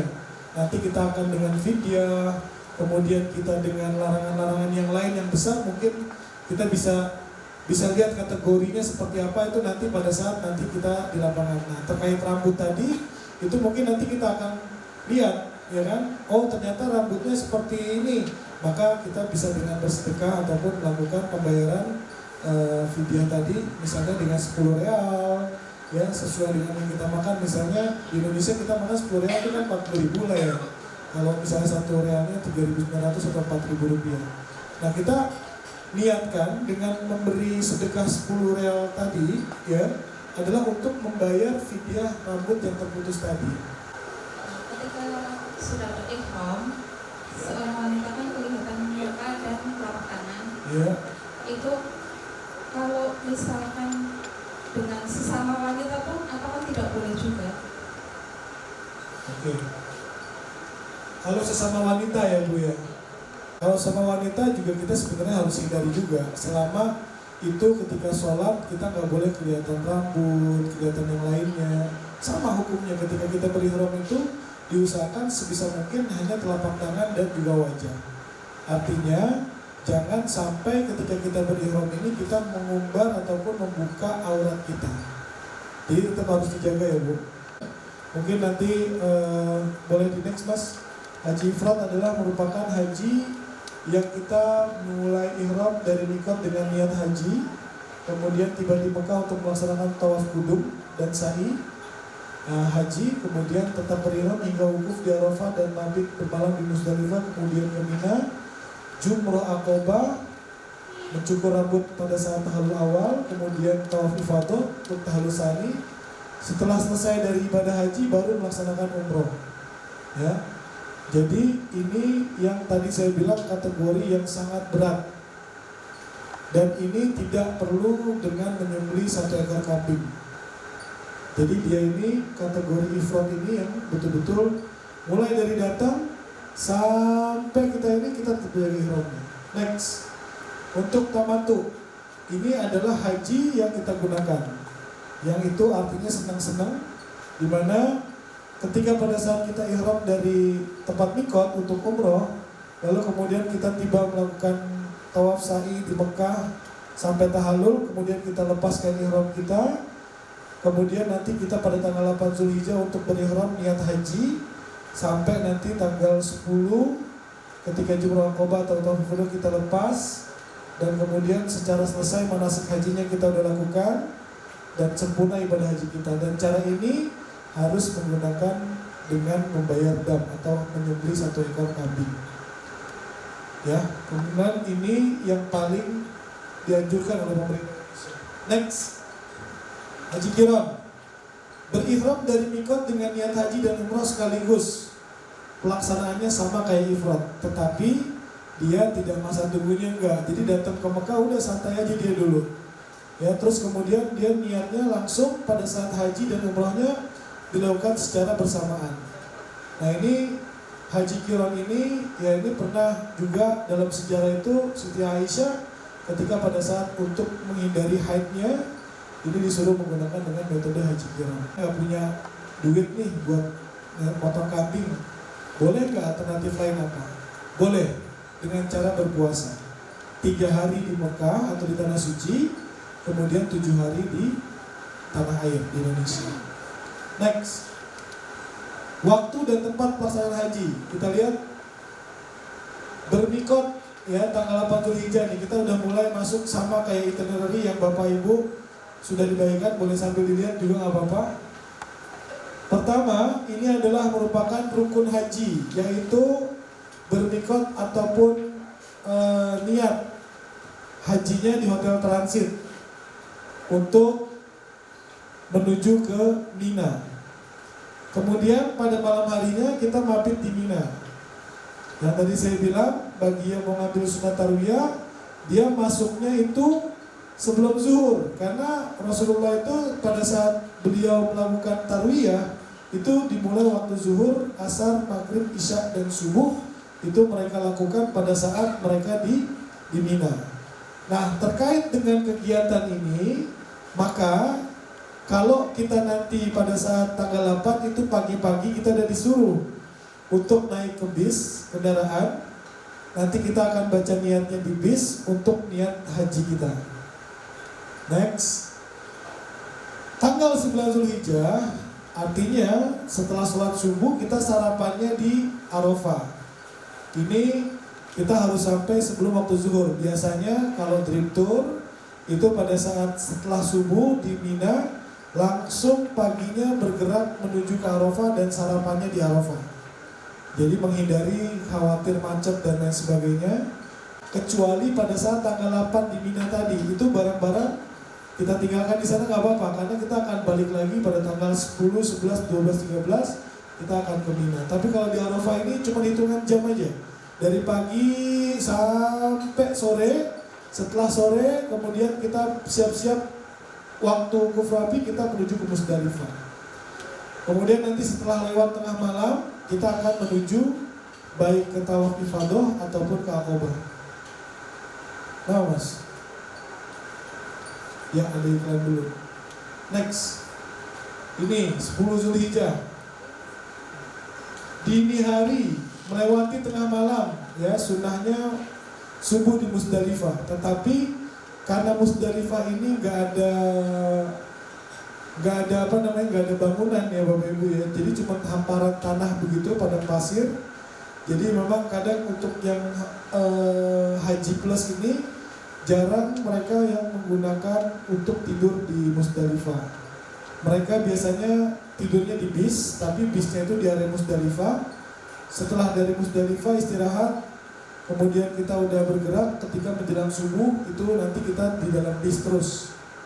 Nah kalau bapak-bapak yang mau turun boleh nanti cari batu-batu ya, nanti akan didampingin oleh para pembimbing ataupun mutawif.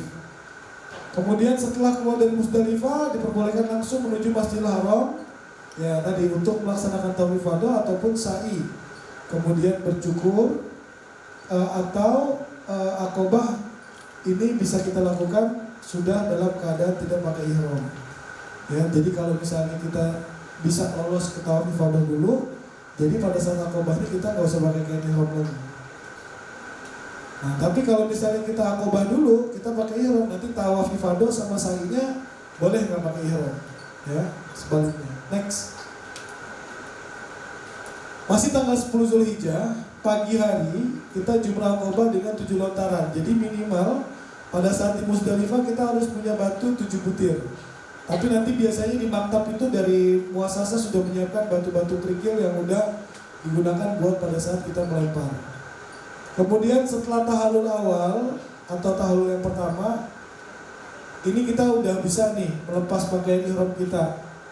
Gugur larangan berihramnya kecuali urusan perempuan, akad nikah, persenang-senang dan juga bersetubuh. Ini yang tadi saya ceritakan.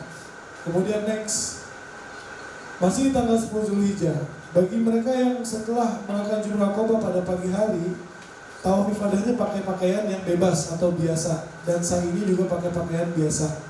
Ini rukun haji juga. Setelah sa'i tidak perlu mencukur lagi, ya. Jadi setelah sa'i itu udah simbolnya berarti dia sudah melakukan tahallul tsani atau tahallul awal. Setelah tawaf dan sa'i atau tahallul kedua diperbolehkan melakukan hal-hal yang berhubungan dengan wanita tadi. Jadi kalau udah dua, baik Aqobah ataupun ifadahnya, boleh dia melakukan hubungan. Tapi kalau masih di antara salah satunya belum, itu tidak boleh. Lanjut. 10, 11, 12 Zulhijjah, inilah yang dinamakan dengan hari tasyrik. Oke. Tanggal 10 juga sebenarnya ada satu yang menjadi kebiasaan di Indonesia adalah sholat Id. Nah, kita gimana sholat Idnya bagi yang haji? Bagi yang haji tidak jadi sunnah muakkadah. Jadi kita nggak perlu sholat Id harus kita lakukan. Jadi biasanya karena kondisinya mungkin kita lagi di Musdalifah, mungkin kita masih di Mina, atau mungkin kita pada saat di Masjidil Haram sedang melakukan tawaf dan juga sa'i tadi. Jadi nggak sholat sunnah Idul Adha pun juga nggak apa-apa, ya. Jadi sholat Idul Adha itu bagi mereka yang tidak berhaji. Tapi bagi yang berhaji tidak dianjurkan karena lagi harus fokus dengan kegiatan hajinya. Baik, tanggal 10, 11, 12 ini adalah merupakan yang disebut dengan hari tasyrik. Ini mabitnya minimal 6 jam lebih 1 menit, tuh ada 1 menitnya tuh. Jadi bahwa boleh kategorinya kita dikatakan mabit itu setelah 6 jam diam di Mina. Nah, bagi mereka yang melakukan nafar awal, ya ini meninggalkan Mina pada tanggal 12 Zulhijjah. Totalnya dia nginep di Mina itu tanggal 3 hari 2 malam. Nah, total butir batu yang mereka bisa gunakan untuk yang menggunakan nafar awal adalah 49 butir. 7 dilakukan selama berapa hari? Itu 3 hari. Kemudian untuk yang nafar tsani, dia lebih telat lagi, ini 13 Zulhijjah, ini belum dirubah. Mestinya mereka meninggalkan Mina pada tanggal 13 Zulhijjah. Berarti mereka melakukan 4 hari 3 malam di Mina. Itu total batu yang digunakan sebanyak 70 butir, ya. Jadi Rasulullah boleh memilih nih di antara kita yang mau nafar awal ataupun nafar sani. Tapi kebanyakan jamaah Indonesia itu dia menggunakan nafar awal. Keluar di Mina, dari Mina tanggal 12 Zulhijjah. Ya. Kemudian pada saat di Mina juga ini kita boleh dikasih dua alternatif buat kembali ke hotel. Nanti saya akan tunjukkan gambarnya, simulasinya, di mana proses kita melakukan ibadah pada hari tasyrik ini 11, 12, 13 Zulhijjah. Next. 11, 12, 13 Zulhijjah inilah yang disebut dengan pelemparan batu jumroh, Jumratul Ula, Wusta, Aqobah. Ya, masing-masing 7 butir, 7 lontaran. Dan di situ kita simulasinya Bismillahirrahmanirrahim ya, dan kita lempar mengenai daripada temboknya. Jadi jangan sampai kita membabi buta asal lempar aja. Ya. Kemudian membahayakan yang ada di depannya. Jadi kita dinyatakan sah itu ketika kita betul-betul melihat batu yang kita lempar itu betul-betul menyentuh dindingnya. Bismillahirrahmanirrahim. Tek gitu ya. Kemudian batunya nempel ke tembok. Dan kemudian jangan juga dalam saat melempar itu ya tadi dengan nafsu ya, tiba-tiba batunya jatuh, terus nemu batu di bawahnya diambil gitu. Ada sendal diambil juga gitu, pakai sendal. Ini mau tawuran apa mau jumroh gitu ya.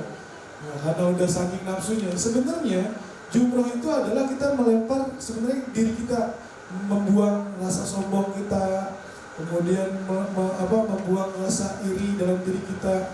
Itu makna setannya di situ gitu. Nah, ini cerita Nabiullah Ibrahim dan Nabi Ismail sama ibunya pada saat ini. Jadi ketika pada saat kita batunya jatuh, jangan ambil batu yang di bawah. Kenapa? Karena itu batu lemparan dari setan melempar kita lagi. Jadi itu batu jatuh itu jangan diambil. Kita harus bawa batu yang kita bawa. Ya, kenapa batu banyak berserakan, banyak yang jatuh. Terus kemudian juga mungkin pada saat yang lempar dari belakang tuh nggak sampai, ya. Jadi kita harus pakai batu yang benar-benar kita bawa. Oke, ini kita lakukan harus hati-hati. Jadi nanti ada bendera Bapak Ibu yang menjadi patokan. Karena orang jumroh ini nanti bisa dilihat ya, posisinya itu sangat begitu luar biasa, penuh. Mungkin nanti ada videonya juga bisa disaksikan. Ketika kita habis lempar, Bismillahirrahmanirrahim 7 kali, kita fokus dulu dengan lemparan kita.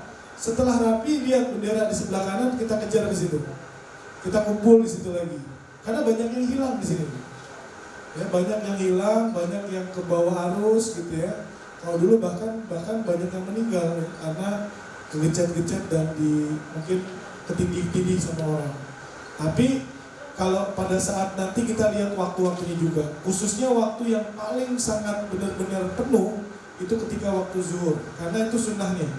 Jadi mereka ngambil sunnahnya itu ketika matahari benar-benar di atas, mereka ngambil jumrohnya. Tapi kita biasanya menghindari itu pagi hari. Jadi ketika duha, habis duha kita jalan. Ya, waktu-waktu duha itu kita jalan. Nah, setelah kita duha, jalan, lempar jumroh rapi, itu bisa dikasih dua alternatif. Boleh kita balik lagi ke tenda, atau kita boleh balik ke hotel transit kita yang gak jauh dari lokasi Mina, tempat lempar jumroh. Nanti baliknya ke Mina itu pada saat asar. Jadi kita bisa istirahat tuh. Ya, waktu duha kan jam 8, 9. Katakanlah kita lempar jumroh 30 menit atau 40 sejam lah ya, turun ke hotel. Baru jam 9, jam 10 lah. Jam 10, jam 11, 12 kita zuhur di hotel. Makan siang nanti disiapkan di hotel, transit. Asar, kita baru masuk lagi ke Mina untuk mabit. Ya, jadi boleh dilakukan bolak-balik. Kalau istilahnya orang travel itu ngobat mabit. Ini adalah terakhir kita lakukan bagi yang program 16 hari langsung ke Madinah. Bagi yang program 25 hari langsung menuju ke Hotel Mekah, ya. Tapi kalau Pak Bimaria langsung ke Indonesia, ya. Jadi beliau langsung balik ke tanah air lagi. Insyaallah mudah-mudahan dilancarkan. Baik, berikutnya ini adalah pakaian ihram, ya. Mungkin nanti boleh disimulasi ini, Kang Cep sama siapa? Kang Cep. Yang terpenting adalah poinnya pada saat kita menggunakan kain ihram harus dalam keadaan betul-betul safety ataupun aman. Ini kayak kain sarung ya dibikinnya. Nah dibikin kayak kain sarung, terus kemudian dilipat. Nah yang terpenting nanti dicek pada saat nanti dilipat dulu gulung seperti kain sarung. Nanti akan ditambahkan lagi dengan gespernya di bagian perut. Karena ini ukuran anak TK SD, jadi nggak muat di anak SMP. Kemudian lokasinya nih mesti dipastikan ya, jangan sampai dikegangin jam, ya dikegangin jam kakinya kan. Nah ini aman. Jadi ketika pada saat kita ini minimal posisi kita ngangkat tuh aman supaya ketika jalan tuh juga nyaman. Oke, untuk bagian atasnya ini kita gunakan juga dengan pakai kain yang sama. Ketika pada saat kita di pesawat ataupun ketika kita sedang tidak tawaf, boleh dalam keadaan tertutup seperti ini. Nah, ditutup begini. Sholat pun juga seperti ini ya. Jadi ketika pada saat dalam keadaan kita tidak lagi tawaf, bisa kita gunakan seperti. Tapi ketika lagi tawaf, kita ittiba mengikuti daripada anjuran Rasulullah SAW untuk membuka bagian sebelah kanan yang terbuka. Nah ini seperti yang ada di gambar depan ya. Ini kanannya terbuka, nanti agak terlihat ya, nggak apa-apa. Ini merupakan sunnah. Jadi ini sejarahnya ada nih. Jadi ketika Rasulullah SAW pada saat itu menyuruh sahabat-sahabatnya membuka ini, ketika itu Rasulullah mengamati dari gua Hiro yang ada di atas Jabal Nur. Ternyata aktivitas umat Islam pada saat itu yang tawaf itu diperhatikan sama orang-orang Quraisy. Akhirnya Rasulullah bilang buka supaya kelihatan umat Islam ini kekar, kuat, berani. Nah jadi dibukalah, ini tiba mengikuti sunnah Rasulullah SAW. Ya kita ulangin lagi ya, sekali lagi buat bapak-bapak nanti. Ya, ini yang pertama bagian bawahnya digunakan supaya pada saat nanti pelaksanaannya di rumah boleh simulasi. Oke, kayak kain sarung dulu dibikin. Oh di atas.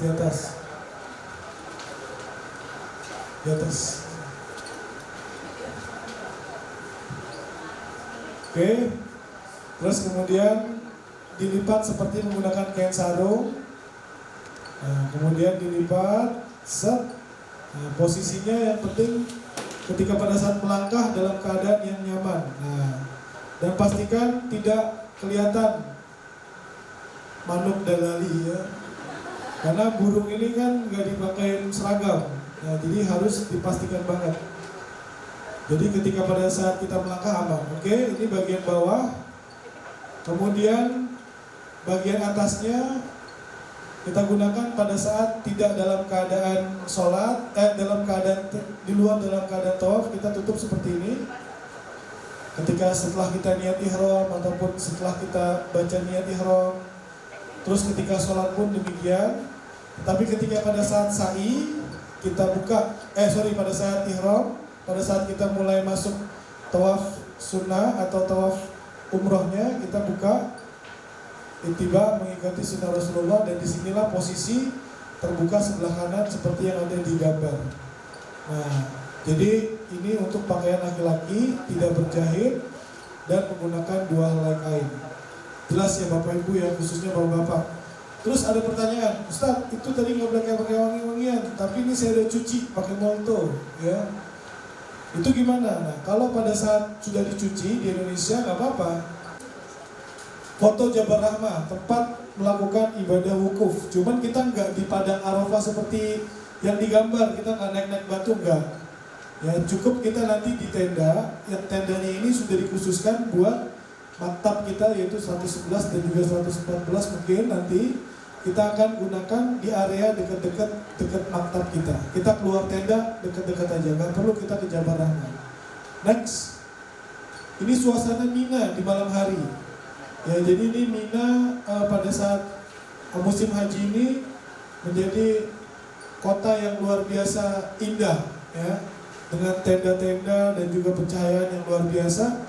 Dan Mina ini digambarkan dalam satu hadis Rasulullah kar rahim, seperti rahim seorang ibu. berapapun jamaah haji yang datang pada tahun tersebut akan tertampung dalam Mina ini. Jadi digambarkan rahim, jadi pala bayi yang begitu besar bisa keluar lewat rahim itu. Nah itulah Mina, digambarkan berapapun itu akan tertampung. Next. Nah Bapak Ibu, ini jumroh. Tempat jumroh ini terdiri dari 3. Ada Jumratul Ula, ini yang apa namanya, yang dekat dengan ini, tenda kita nanti ada di sini nih. Jadi tenda kita ada di sini, tenda 111 dan juga 114 yang dekat dari sini. Kemudian kita naik eskalator untuk ke lantai 3. Nah ini lantai 3-nya kurang lebih kayak begini loh nih, ya. Karena di area bawah ini biasanya itu buat area orang-orang yang memang lewat jalur tertentu yang lebih khususin gitu ya. Nah, kemudian setelah kita lewat Ula pertama 7 kali kita lempar ke sini, kemudian kita lanjut ke Wusto yang tengah-tengah juga 7 kali batu, 7 lemparan, kemudian Aqobah. Nah dari Aqobah ini bagi yang mau balik lagi ke Mina, ya maka dia nanti akan ada rombongan yang balik tenda ke Mina, balik lagi ke tenda kita di sini. Tapi bagi yang mau tadi yang saya bilang dia mau balik ke hotel, ini tinggal lewat sini, belok kiri, nggak jauh dari jalan itu udah hotel transit kita. Jadi bisa digambarkan ya bahwa nanti kenapa kita untuk yang program awal itu langsung ke hotel transit, karena kita akan apa? Fokus untuk melakukan ibadah hajinya. Karena haji itu fisik 11, 12, 13. Bagi mereka yang di hotel Mekah, bagi mereka yang hotelnya jauh-jauh, mereka nanti pasti aksesnya itu akan lebih sulit menuju ke area ini. Jadi ada yang pakai paket hotel, ya bagus. Tapi tetap mereka harus jalan dengan jarak yang lumayan jauh, karena bisnya itu nggak bisa masuk ke area tersebut. Nah inilah yang pengalaman-pengalaman kami sudah temukan di lapangan. Hal inilah yang paling efektif buat kami dari penyelenggara, supaya jamaah pun juga merasa nyaman. Dia punya kamar, punya hotel yang memang gak jauh dari tempat ibadahnya. Ya, jadi mereka gak mesti mikirin traffic, ngantri naik bis berjam-jam untuk menuju ke akses daerah Mina. Nah ini nanti bisa digambarkan kalau kita ada di sana. Kemudian lagi next, ini Hajar Aswad. Kemudian ada beberapa rukun yang kita mungkin sudah kita pahami. Ada rukun Yamani, ada rukun Iraqi, ada rukun Hajar Aswad, ada rukun Syami, ada rukun Yamani. Oke, next. Hijri Ismail tadi itu nggak bisa dibuka kemarin pada saat Syawal, tapi nggak tahu musim haji ini bisa apa enggak, karena balik lagi nih. Next, balik lagi mas. Nah Hijri Ismail ini Bapak Ibu, ini adalah bagian dari Ka'bah. Jadi nggak boleh ketika pada saat kita sholat 5 waktu, terutama di dalam Hijri Ismail, karena Hijri Ismail adalah bagian dari Ka'bah. Dan gak boleh juga ketika Hijri Ismail dibuka, kita tiba-tiba itu kan ada pintunya dibuka, kita potong, itu juga gak boleh. Karena Hijri Ismail ini bagian dari Ka'bah. Ya, jadi Hijri Ismail ini sangat istimewa, tempat yang sangat istimewa dan tempat yang mustajab, salah satu tempat yang mustajab. Jadi barang siapa yang ingin merasakan sholat di dalam Ka'bah, maka sholatlah di Hijri Ismail. Sholat sunnah maksudnya. Karena kalau kita sholat wajib, nah ini kan dia Ka'bah yang kita jadikan kiblat, ya. Jadi kalau sholat sunnah nggak apa-apa, sholat wajib tidak bisa. Tapi beberapa tahun semenjak pandemi ini, Hijri Ismail kondisinya masih dalam keadaan ditutup, tidak bisa diakses untuk kita sholat ataupun berdoa di sana. Ini makam Ibrahim. Nah ini tempat yang mungkin telapak ya Nabi Ibrahim pada saat beliau membangun Ka'bah, kemudian ditinggikan oleh Allah Subhanahu Wa Taala. Di tempat inilah yang menjadi tanda-tanda kebesaran Allah ketika membangun Ka'bah, masih ada. Dan kita sunnahnya nanti sholat sunnah di belakang makam Ibrahim. Dan kemudian berdoa di Multazam. Ini Multazam nih Bu. Ini Ka'bah pintunya. Kemudian ini Hajar Aswad. Nah antara pintu Ka'bah dengan Hajar Aswad inilah Multazam. Berdoalah madhab sini. Jadi kalau pada saat dulu Rasulullah SAW itu ketika pada saat beliau berdoa itu Multazam itu nggak begini. Dulu belum ada ini ya. Itu beliau tempelkan wajahnya begitu. Nah makanya banyak orang yang kadang-kadang ketika waktu belum ditutup selama pandemi ini pada nempel gelantungan di sini, ya, karena memang itu disunnahkan. Jadi betul-betul nempel sama Ka'bah. Juga merupakan sunnah Ya, ketika pada saat kita berihram, kemudian kita mau ke tempat sa'i, ini sunnahnya minum zam-zam dulu setelah kita sholat sunnah ihram atau setelah sholat sunnah tawaf. Ini yang di dalam masjid galon-galon ini udah otomatis zam-zam. Ada yang dingin, ada yang biasa. Nah, saya menyarankan banyakin minum yang biasa aja, jangan yang dingin, karena penyebab penyakit flu dan kemudian juga batuk itu karena banyak mengkonsumsi air zam-zam dingin, ya.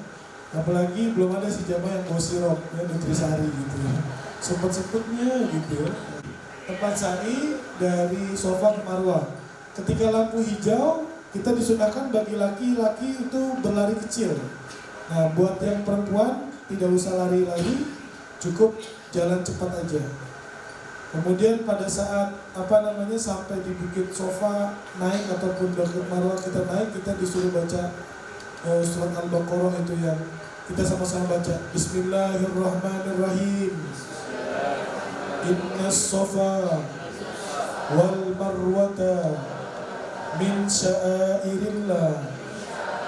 Faman hajjal baita aw i'tamara fala junaha alaihi ayyatawafa bihima wa man tatawwa'a khairan fa innallaha syakirun alim.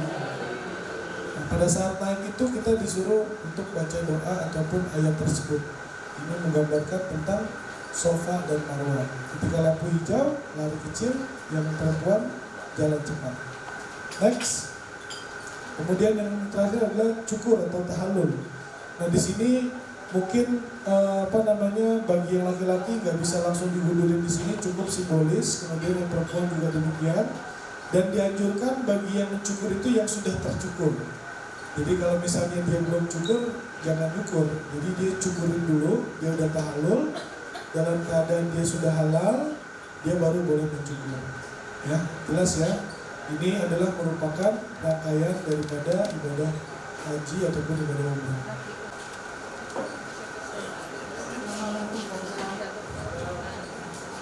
Pak Ustadz mau tanya, ini kan banyak teman-teman sahabat saudara yang mirip doa. Bagaimana sebaiknya Pak Ustadz? Karena kan saya nggak mungkin menjaga satu-satu nama. Sebaiknya bagaimana menurut Pak Ustadz dan tepatnya di mana yang benar-benar terbaik untuk memanjatkan doa itu. Terima kasih Pak Ustadz. Banyak tempat-tempat mustajab ya di Mekah, Madinah, termasuk pada saat wukuf. Saran saya ketika ibu dititipin doa, ibu catat aja list. Di list kalau zaman sekarang tuh nanti dipoto aja. Nih jangan gitu ya. Di backgroundnya misalnya Arafah gitu ya, atau backgroundnya Ka'bah gitu ya. Nah, tapi kalau misalnya ibu doain dengan khusus gitu ya, dengan doa yang mungkin ibu panjatkan, itu juga jauh lebih bagus sih gitu. Semakin ibu ikhlas ya, terus kemudian ibu semakin mendoakannya juga tulus gitu. Kalaupun misalnya ibu mau cepet, ya udah ya Allah, Engkau tahu apa yang aku mau. Udah gitu aja doanya. Nah, jadi kan Allah Maha tahu segala-galanya kan. Nah, jadi maksud saya Bu, pertama tempat harus dilihat, yang kedua di list aja karena itu amanah. Kalau ibu misalnya nggak mau list, ya takutnya ibu jadi nggak amanah kan. Kalau minimal, oh ya saya doain amin gitu ya. Terus pada saat nanti di Arafah kita doain lagi. Kemudian ketika dia minta salamin ya buat Rasulullah, salamin. Assalamualaikum ya Rasulullah. Assalamualaikum ya Rasulullah. Disebutkan aja misalnya dari siapa ya. Dan itu bahagia lah gitu ya. Orang kalau didoain kemudian dia disalamin buat Rasulullah dan kita sampaikan di sana dan kita doakan, insya Allah betul-betul sampai Bu ya. Jadi tempat-tempatnya, kemudian juga waktunya, sampai dibulis aja. Memang sih boleh kita nanti pakai handphone ya, cuman jangan juga handphone ini menjadikan kita tuh ganggu ibadah kita. Itu juga harus diperhatikan. Jadi ketika tanggal 9, mulai daripada saat wukuf, saran saya handphone taruh ya, taruh live gitu. Jadi kita live juga ya. Taruh di pojokan terus kita live gitu, enggak juga. Maksudnya ditaruh disimpan, dimatiin, jangan ditaruh benar-benar dia live, seorang se-Indonesia ngeliat gitu. Artinya saya ingin mengingatkan bahwa Arafah ini waktu yang paling dekat antara Allah dengan hamba-hambanya. Nah kalau kita lagi dekat sama Allah, apa yang harus kita lakukan? Banyakin doa, banyakin munajat, banyakin nangis. Akuin dosa-dosa kita sama Allah. Itu waktu yang paling sangat istimewa yang diberikan oleh Allah kepada hamba-hambanya ketika melakukan wukuf di Arafah. Jadi jangan disia-siain dengan kita sibuk ngurusin ini itu, kemudian kita ini itu dan lain sebagainya, sehingga membuat kita jadi tidak betul-betul memanfaatkan waktu kita pada saat wukuf. Ya, jadi boleh gunakan handphone sekedarnya, kemudian lakukanlah banyak ibadah zikir, tadarus Al-Quran, berbanyak sholawat, buku-buku doa dibaca gitu, kemudian zikir-zikir dan lain sebagainya. Yang penting jangan kita lalai, jangan kita gofil. Nah, itu kan kita ngeliling 7 kali. Ya. 7 kali pula kita ketemu makom Ibrahim. Nah, nyentuh itu boleh tidak? sebenarnya nggak ada anjuran untuk menyentuh, Pak. Kita nggak boleh sholat sunnah ataupun sholat ataupun berhenti dan menghalangi orang yang tawaf. Kenapa kita sholatnya tuh disuruh agak ke belakang gitu, supaya jangan menghalangi orang yang tawaf. Ketika kita menyentuh makam Ibrahim sebenarnya juga nggak ada anjuran. Yang kedua juga itu kebiasaan kebanyakan orang-orang dari beberapa negara yang saya perhatikan yang sampai berlebihan gitu ya, ngusap-ngusapin gitu. Padahal udah ada pembersihnya, tukang pembersihnya ada, tapi dia juga mau ngusap-ngusapin juga gitu. Rajin banget Bapak itu. Ini nggak boleh, ini Ka'bah nih, misalnya Ka'bah, kita nggak boleh membelakangi atau kita mengedepankan Ka'bah juga nggak boleh. Jadi Ka'bah harus konsisten stabil di sebelah kiri kita. Nah kalau Bapak misalnya tiba-tiba ngusap ataupun megang makam Ibrahim, itu akan menghadap ataupun menggeser posisi kita. Nah, jadi tetap harus Ka'bah stabil di sebelah kiri kita. Nah, bagaimana kalau misalnya kita termuter gitu ya? Nah itu kita mundur aja 1 kali, kita ulangi bahwa kita mengulang langkah kita tadi yang ketabrak orang terus sampai muter untuk memulai lagi tawaf. Ya, jadi posisi Ka'bah harus sebelah kiri. Ya Pak Agus ya, jadi gak usah dipegang-pegang Pak. Pegang ibunya aja Pak. Takutnya ibunya hilang lagi. Ada lagi pertanyaan-pertanyaan? Saya mau bertanya ini Ustaz, nanti pas dari kita berangkat sampai pulang, apakah Ustaz yang membimbing? Oke, yang membimbing. Ya. Jadi nanti akan terbagi beberapa rombongan sih Pak. Cara teknisnya akan dibagikan dan diinformasikan. Setelah insya Allah visa kita keluar, nanti akan ada bisnis, ada room list, kemudian juga ada grup-grupnya. Dan setiap grup yang nanti di setiap bis itu biasanya disiapkan 1 pembimbing dan juga mutawifnya. Dan insya Allah ini akan menjadi perhatian untuk kami juga terkait masalah ibadahnya. Kita akan melakukan proses istilahnya seleksi dari mutawif, kemudian pembimbing yang memang sudah mengetahui fikih-fikih haji, kemudian juga fikih-fikih umroh, sehingga mereka nanti akan mendampingi kita sesuai dengan bis yang memang nanti kita sudah bagi Pak. Begitu Pak. Ya soalnya takutnya kan nanti mutawif beda tuh. Ya. Nah, nanti cara ibadahnya juga beda gitu. Baik. Jadi nanti itu tadi saya bilang terkait dengan mutawif yang memang sudah menjadi tim yang kita rekrut adalah mereka yang memang sudah mengikuti dari panduan yang memang kita sudah sepakati di Jakarta, terutama pada saat kita manasik. Kemudian nanti mereka sifatnya supporting. Nah mereka nanti mungkin nanti sifatnya ada juga yang memang dia sudah kategorinya sudah bisa, walaupun mereka tinggal di sana udah menjadi pembimbing kita, udah diangkat menjadi pembimbing. Ya mereka nanti akan menjadi komando dalam bis tersebut. Jadi nanti setiap bis itu akan disiapkan pembimbing dan juga pendamping. Ya. Dan yang dikira itu harus membayar dam terlebih dahulu. Ya. Nah, terus sedangkan kita berangkat tanggal 3 dan sudah masuk bulan Zulhijjah. Nah, apakah dari tanggal 1 kita sudah melaksanakan seperti tidak boleh memotong kuku, potong rambut, segala macam. Baik. Kan biasanya kita itu dengan dinamakan dengan kurban juga. Baik. Pemilihan hewan ini. Apakah sama gitu loh, dam yang kita laksanakan, dam nusuk, kan ada dua, nusuk dan isap. Oke. Dan hak nusuk itu yang wajib yang kita laksanakan selama kita jadi haji tamattu dan haji qiran. Baik. Nah, sedangkan kesanaan dan kisah kan yang melanggar ketentuan dari haji itu kan. Iya. Nah, yang saya tanyakan, apakah dan nusuk ini kita sama dengan apa? Waktu kita berkorban, Ya. apakah beda gitu loh maksudnya? Ketentuannya Ustaz.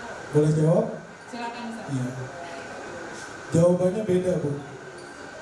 Kalau berkurban itu adalah memang diniatkan untuk melakukan satu anjuran yang memang kita mengikuti daripada sunnahnya Rasulullah untuk berkurban.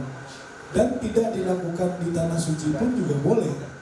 Tetapi dam yang tadi Ibu jelaskan berkaitan dengan dam haji dan nusuk tadi, ini harus dialirkan di tanah suci. Tetapi bedanya, Bu, kalau kurban itu waktunya ditentukan. Mulai dari tanggal 10 sampai terakhir tanggal 13 Zulhijjah saja, Bu. Tetapi dam nusuk itu bisa dilakukan setelah tanggal-tanggal tersebut juga boleh. Dan tidak mesti di awal. Jadi penyelenggaraan penyembelihan itu dilakukan setelah pun juga tidak masalah. Tidak ditentukan waktunya. Terkait dengan kurban itu sudah ada syariatnya. Mulai dari tanggal 10 itu hari pertama, kemudian 11, 12, 13 ketika pada saat Yaumut Tasyrik itu masih boleh kita menyembelih. Nah, bagi mereka yang pengen melakukan hadiu ataupun haji tadi, apakah sama orang yang ingin berkurban? Ya beda juga. Karena niatnya dia bukan ingin berkurban. Niatnya dia untuk berhaji. Jadi nggak apa-apa, kecuali memang dia ingin berniat berkurban. Dia boleh mengikuti seperti hukumnya yang tadi Ibu jelaskan tadi. Oke, Bu? Jelas? Terima kasih. Assalamualaikum warahmatullahi wabarakatuh. Waalaikumsalam.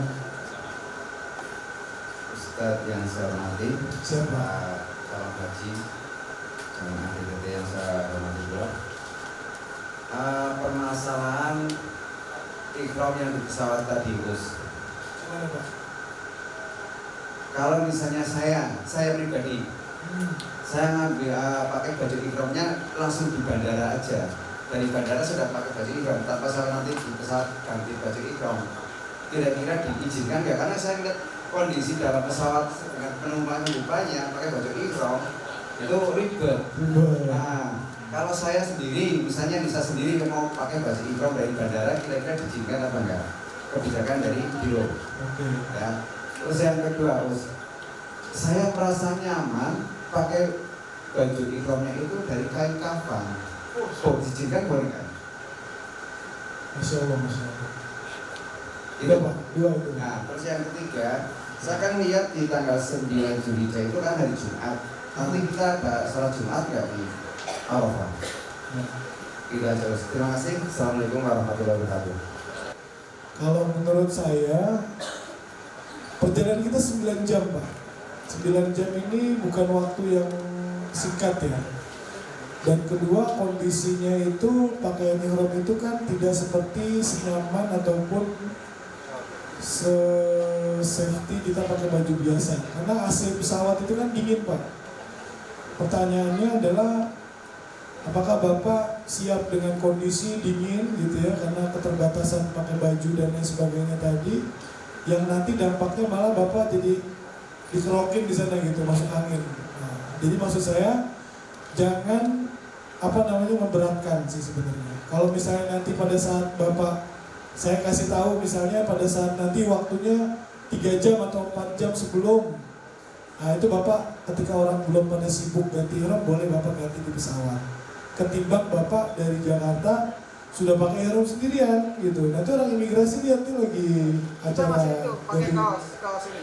Pakai daleman. Pakai daleman. Oke. Tinggal lepas daleman toh. Oke, kalau mau kayak gitu boleh, Pak. Cuman nanti kembali lagi, Pak. Kalau Bapak makan di pesawat, kondisinya itu kan juga ada resiko kena daripada tumpahan makanan. Terus kemudian juga ini saya cuma cerita supaya Bapak mempertimbangkan gitu ya. Karena pengalaman kami dari biro, walaupun isi pesawat itu 400 orang, dengan waktu 1 jam itu insya Allah lebih cepat. Kalau Bapak mau pakai bawahnya doang, atasnya pakai kemeja ataupun batik dan lain sebagainya atau jaket nggak apa-apa. Nanti tinggal di atas, tinggal lepas pakaian dalamnya, terus dibuka kaos dan kemejanya, terus kemudian tinggal pakai ihramnya bagian atas. Boleh juga, itu tergantung kepada fleksibilitas. Dan biro dalam hal ini hanya tadi menggambarkan aspek-aspek yang mungkin akan timbul ketika Bapak tetap menggunakan pakaian ihram dari Indonesia, gitu ya. Jadi nanti mungkin saran saya boleh pakaian bawahnya udah dipakai pada saat Bapak ke toilet, lagi belum terlalu ramai orang pakai ihram, Bapak udah ganti duluan. Jadi cicil gitu Pak. Sampai nanti pada saat waktunya udah mau mendekati mikot, Bapak sudah dalam keadaan nomor 1 di antara petugas yang lain, yang mana Bapak udah dapat pakai ihram sendiri. Dan Bapak bilang mengatakan saya berhasil nomor 1 pakai ihram. Kayak gitu juga ya Pak. Nggak, saya bercanda nih Pak, biar nggak terlalu ini. Jam makan siang udah mulai lapar nih. Yang kedua, boleh nggak pakai kain kafan? Nah, kain kafan Pak, itu jauh lebih tipis dibanding kain ihram yang dibagikan oleh biro Pak. Selain resiko dingin, kemudian juga transparannya juga lebih luar biasa transparan Pak. Jadi bebayangnya itu juga kelihatan lebih bebayang. Takutnya bikin fokus yang di belakang Bapak, jadi gak fokus. Karena melihat ada gaya bayangan-bayangan gitu ya. Dan ini belum ada Pak jamaah Indonesia yang menggunakan kain kafan untuk berihram. Tadi itu saya cuma menggambarkan saja bahwa makna ihram itu seperti kain kafan. Bukan berarti kita berihram dengan kain kafan. Tapi memang ada Pak, orang-orang India ataupun daerah-daerah sana itu yang mereka menggunakan pakaian bahan-bahan seperti itu. Tapi orang Indonesia jarang gitu. Jarang sekali Pak. Ya, selain itu juga bahannya juga dia mungkin ukurannya nggak sama kali Pak ya, seperti ukuran kain ihram. Nah yang ketiga tadi berkaitan dengan masalah sholat Jumat. Inilah Pak sholat Jumat di Arafah pada tanggal 9. Tanggal 9 ini kita udah nggak ada sholat Jumat lagi Pak. Ya, jadi kita langsung nanti sholat zuhur, kemudian nanti kita dengarkan khutbah. Nah karena khutbah Jumat biasa dilakukan, cuman ini menjadi 2, jadi itu khutbahnya ada khutbahnya itu barengan, khutbah Arafah sama khutbah Jumat itu menjadi 1 Pak. Itulah yang disebut dengan Haji Akbar itu karena apa? Karena ada 2 khutbah yang dijadikan 1 pada hari Arafah tersebut. Jadi nggak dilakukan dulu, Bapak Ibu ayo kita khutbah Jumat dulu dengerin gitu. Terus kemudian sekarang kita khutbah Arafah dulu enggak. Tetapi langsung dijadikan 1 rangkaian Pak. Jadi 2 khutbah itu digabungkan yang menjadi khutbah pada Yaum Arafah itu. Ya, oke ya Pak ya. Nanti kita zikir dulu, kemudian nanti kita akan melakukan ibadah rangkaian yang lainnya. Setelah itu baru nanti kita akan berdoa. Nah setelah kita mendengarkan khutbah. Waalaikumsalam Pak Ustadz. Siap. Perkenalkan saya Penny, salah satu yang insya Allah berangkat. Sedikit saja Pak, dari tadi kan yang disampaikan adalah soal niat ihram yang di pesawat untuk umroh ya Pak ya. Okay. Itu untuk jamaah wanitanya, itu afdolnya berarti apakah juga mengganti pakaian ihramnya itu di pesawat, ataukah nanti setelah berniat lalu gantinya di bandara Pak kalau untuk yang jamaahnya wanita. Itu sih Pak, itu saja sih Pak. Secara teknis ya Pak, terima kasih. Simulasikannya kalau bapak-bapak pakai ihram dari Indonesia sudah menggunakan wangi-wangian, molto dan lain sebagainya. Kemudian dipakai oleh bapak-bapak pada saat sebelum niat, ini nggak jadi masalah. Tetapi yang jadi masalah ketika bapak-bapak bawa kain ihram cadangan dan dia gunakan setelah dia sudah niat. Nah bagi yang ibu-ibu pun demikian, ketika datang dari Indonesia, dia diusahakan sudah menggunakan pakaian ihram, baju yang dia kenakan untuk dia tawafnya. Jadi ketika pada saat dia menggantinya di sana dan itu sudah wangi-wangian, nah ini sama hukumnya kayak tadi kain ihram si bapak-bapak yang diganti tadi. Saran aja nih, sebaiknya kita bercukur itu kapan? Bercukur? Iya. Semua di rambut itu kan harus dicukur. Iya. Itu kapan? Kita berangkat tanggal 3, apakah mungkin tanggal 2 atau 3? Kan nggak mungkin kalau kita mau cukur di pesawat, nggak mungkin. Jangan Pak. Jangan. Sarannya aja nih Pak Ustadz. Terima kasih. Assalamualaikum. hormon pertumbuhan kita cepat, tumbuhnya ya 1-2 hari ya boleh lah. Karena kalau misalnya seminggu Bapak cukur terus tiba-tiba udah nunggu lagi, nah itu nanti tinggal diatur aja sih Pak. Saran saya semakin mendekati semakin bagus gitu. Jadi pada saat kita melakukan prosesnya itu udah dalam keadaan yang tidak terlalu panjang ataupun udah dalam keadaan kita tercukur. Jadi sebelum keberangkatan 1-2 hari oke lah Pak. Gitu. Jangan sampai kita juga terbebani, ini kan perkara-perkara yang kita anjurkan, sunnah-sunnah ini supaya jangan sampai nanti kita malah kena larangan-larangan ihram. Tapi kalau misalnya pada saat kita sudah dalam keadaan bersih, dalam keadaan yang memang sudah safe gitu ya, jadi kita lebih aman juga. صلي على طه المصطفى واذكرني أمامها